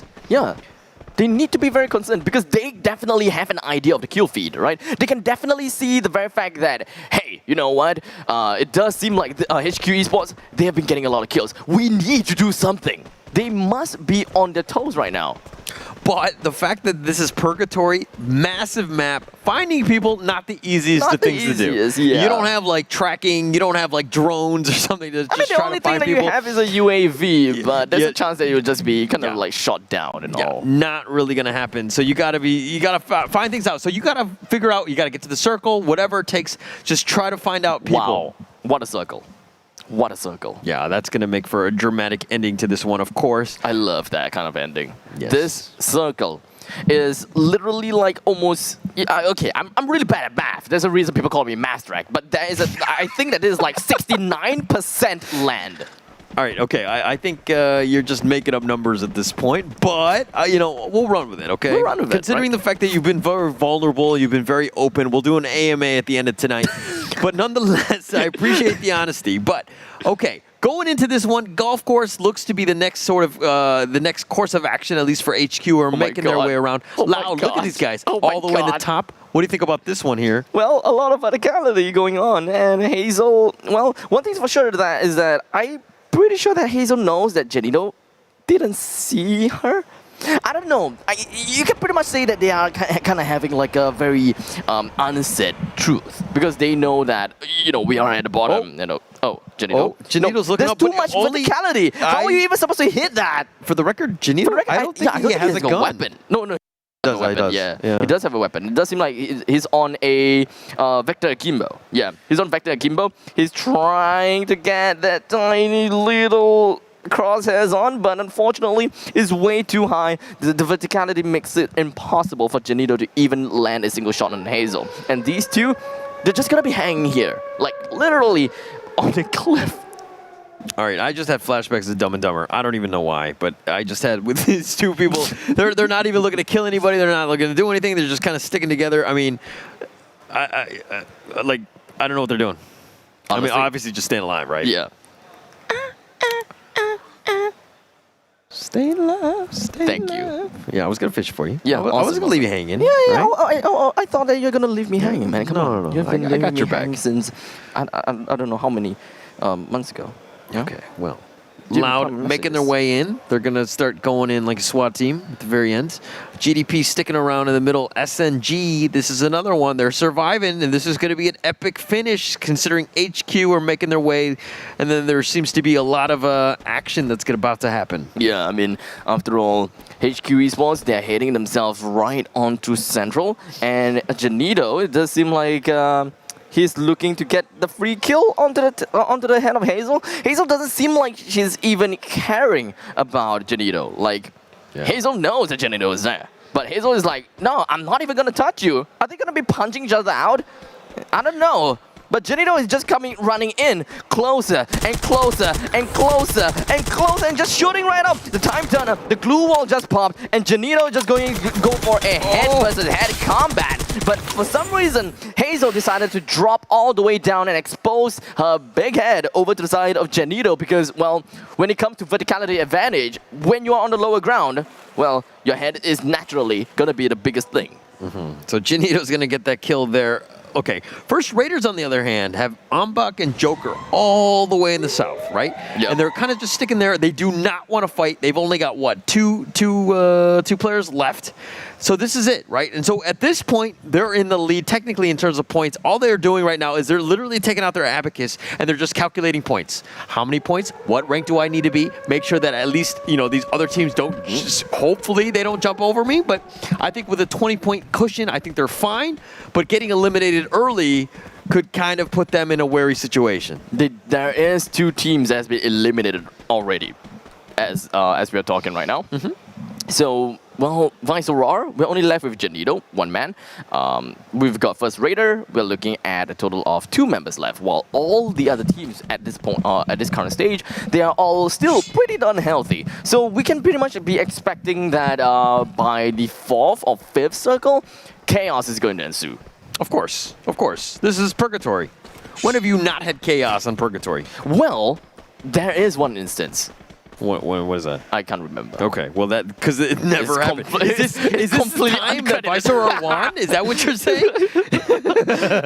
Actually.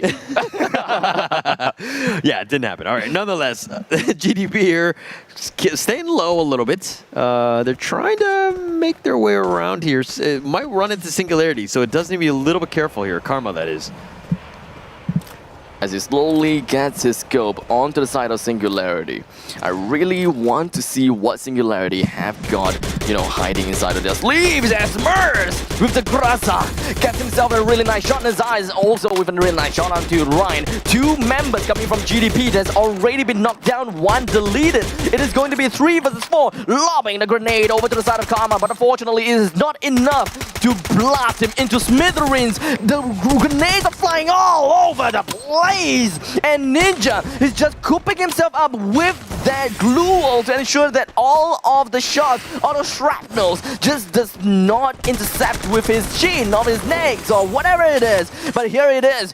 Ninja jumps in the fray, gets a nice knockdown on Mers, but unfortunately we are still looking at a 3 versus 2 kind of situation as Katarov as well as Mers jump himself right on top of the logs, gets the shot down on the Ninja. The next one in mind is going to be Karma, Katarov, everyone else is down from GDP, and Katarov gets himself a total of a triple for himself as they slowly climb themselves up in rank and ensuring that, HQ is not the one that will be in 3rd place. Yeah, DEA with 0, Singularity getting themselves back in the game with that one. I mean, they're gonna have to walk. They're gonna walk into HQ at some point, but Loud and DEA are going at it, and Loud cleaning up kills Derek.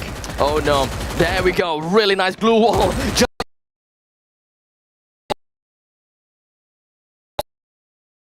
Have to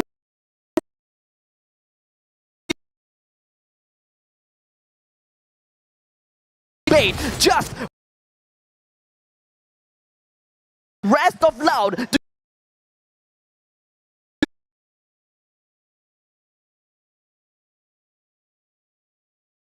to do. I mean, DEA getting knocked out there. I'm pretty sure that they've been knocked out of the tournament, all thanks to Loud, who have been a bully throughout the day.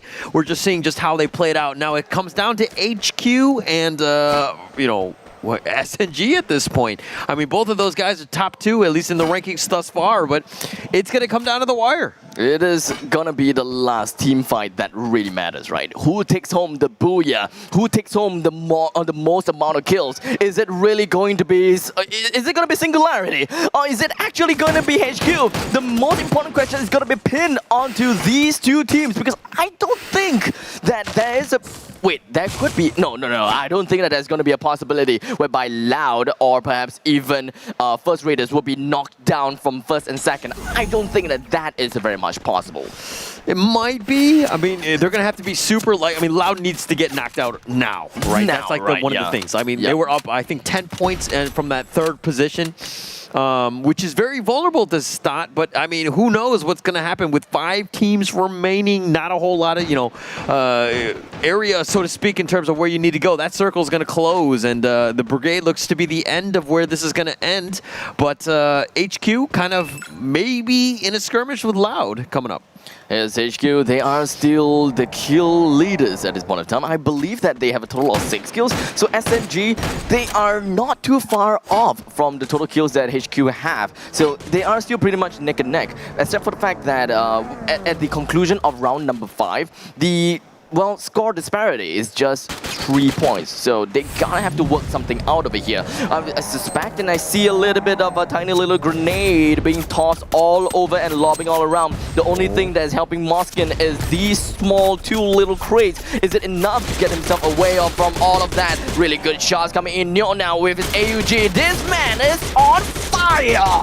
As he manages to get a really good shot down on the Moskin, but Artemis is the one that got the final shot in. And of course, a total of 8 kills for HQ Esports. While we are looking at Singularity, Katarov and Mers, these 2 members are the last man remaining, or makes that Mers the last man remaining, because it does seem like First Raider, they are just Bowling Singularity right out of this map, and Merce, what can he possibly do? We snap back over to the northern side of the circle. We're gonna be looking at Neo now, whipping and rocking with his AUG. He suspects and he sees Funky M together with his rest of the team. They're just gonna be jumping right into the center of the circle, ensuring and pushing everyone else out of this current circle, because their opponent is just 2 members from First Raiders, 1 member from Loud, 1 member from Viceroar. And speaking of Viceroar, where are you, Janido? Where are you? All the way in the southern part of the island. Loud has been eliminated,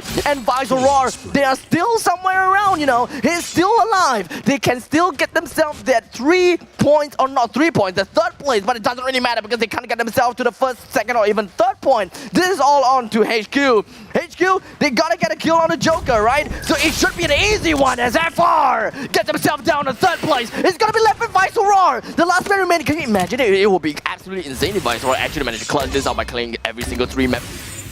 But Neo now with 8 kills. I think that this oh my gosh, 2 of them have just been eliminated from HQ. Last down to the last one. It looks like Janito is going to look to just turn this around. BX gets eliminated. And that's a triple kill going the way of Artemis. And HQ turned it up, and they were like, hey, our tournament life is at stake. What do we do? Booyah! There we go. A big booyah over to the side of HQ Esports for game number 6.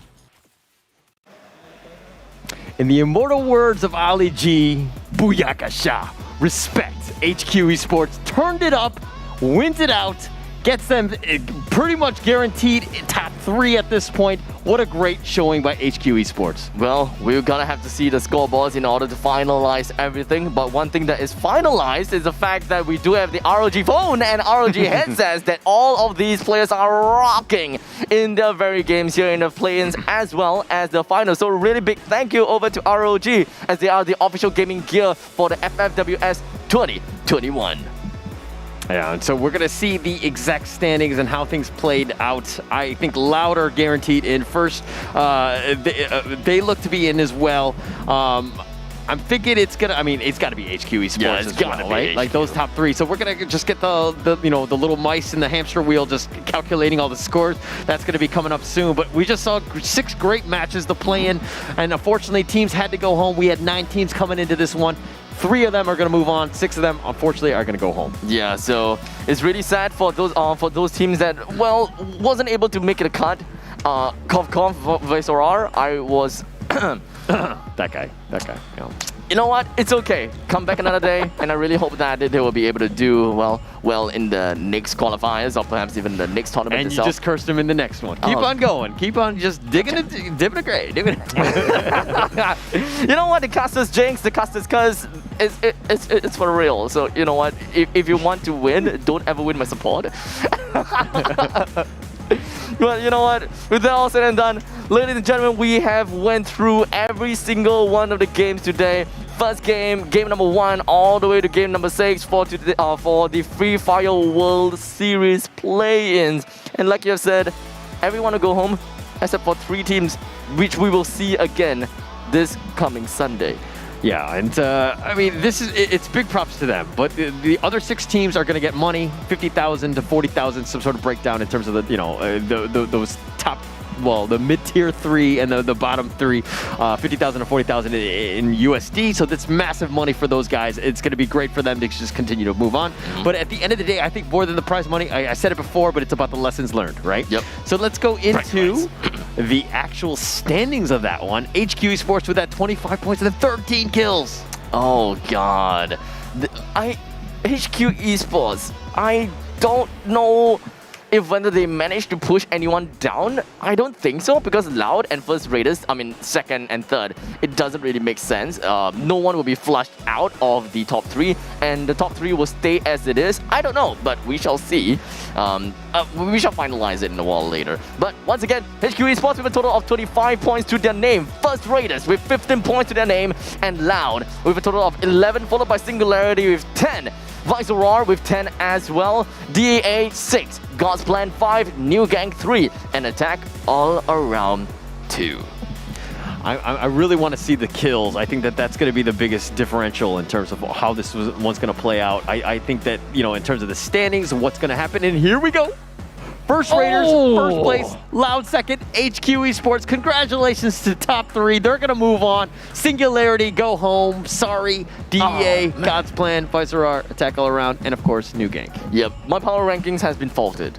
I absolutely did not see this happening at all. Who called it? This guy.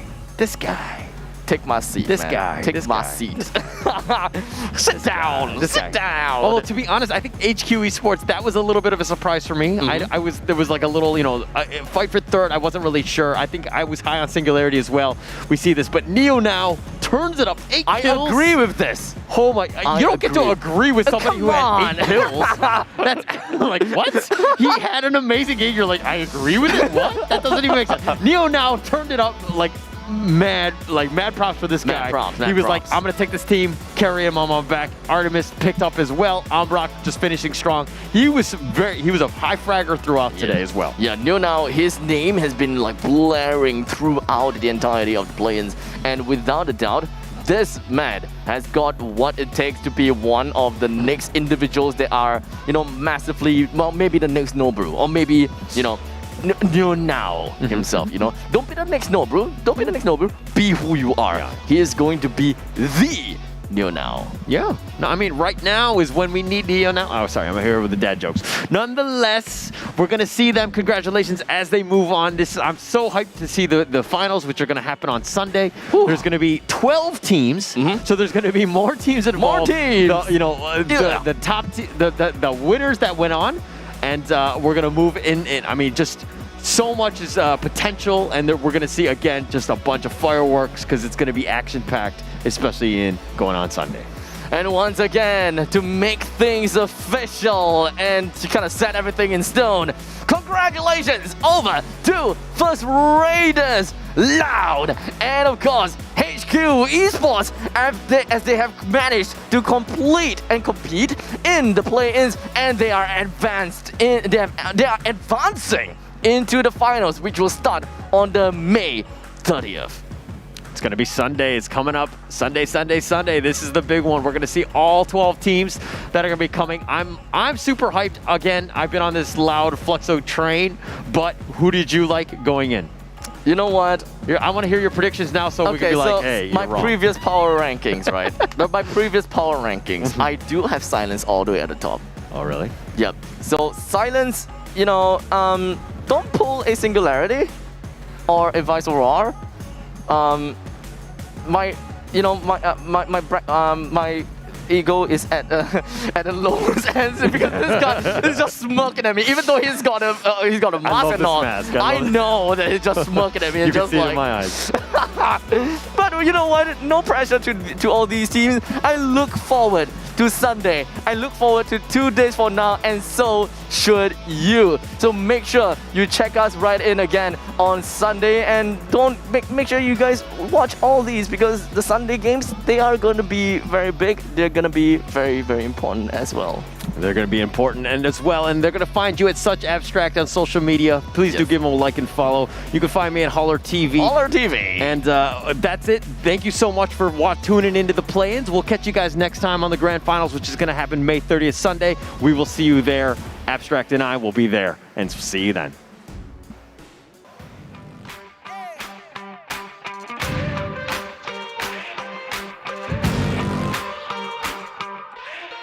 Time to level up and pay attention. Only the best can win, and I got a vision. I'm gonna be everything you said I couldn't be. I'm gonna leave my footprint, P.S. I know you see. I do believe that some things might be destiny. I do believe that I'm gonna give the best of me. I know you can't see, but I'll be on top. Team name tag on every spot. I'm going in, all in, everything on the line. Everyone wants to shine. I'm going in, all in.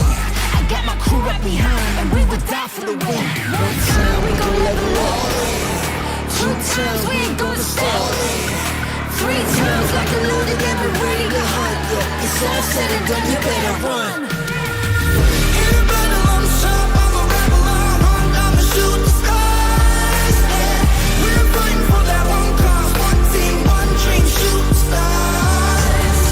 In the battle, I'm sharp, I'm a rebel, I'm hunt, I'ma shoot the stars. Yeah, are you ready for the battle?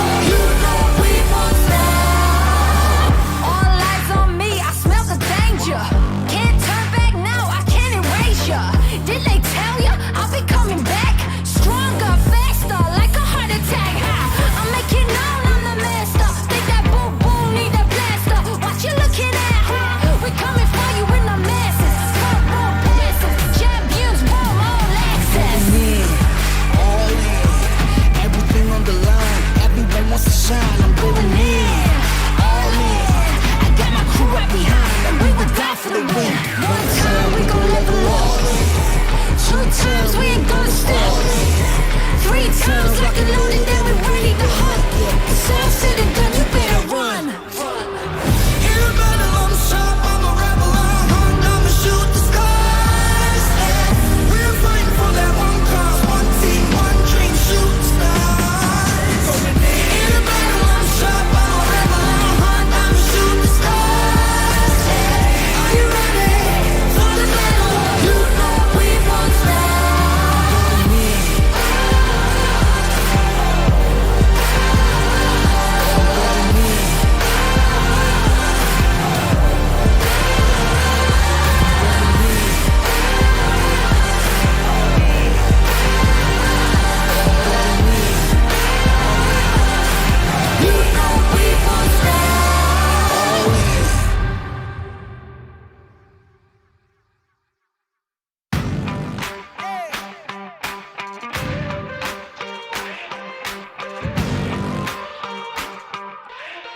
Time to level up and pay attention. Only the best can win, and I got a vision. I'm gonna be everything you said I couldn't be. I'm gonna leave my footprint, P.S. I know you see. I do believe that some things might be destiny. I do believe that I'm gonna give the best of me. I know you can't see, but I'll be on top. Team name tag on every spot.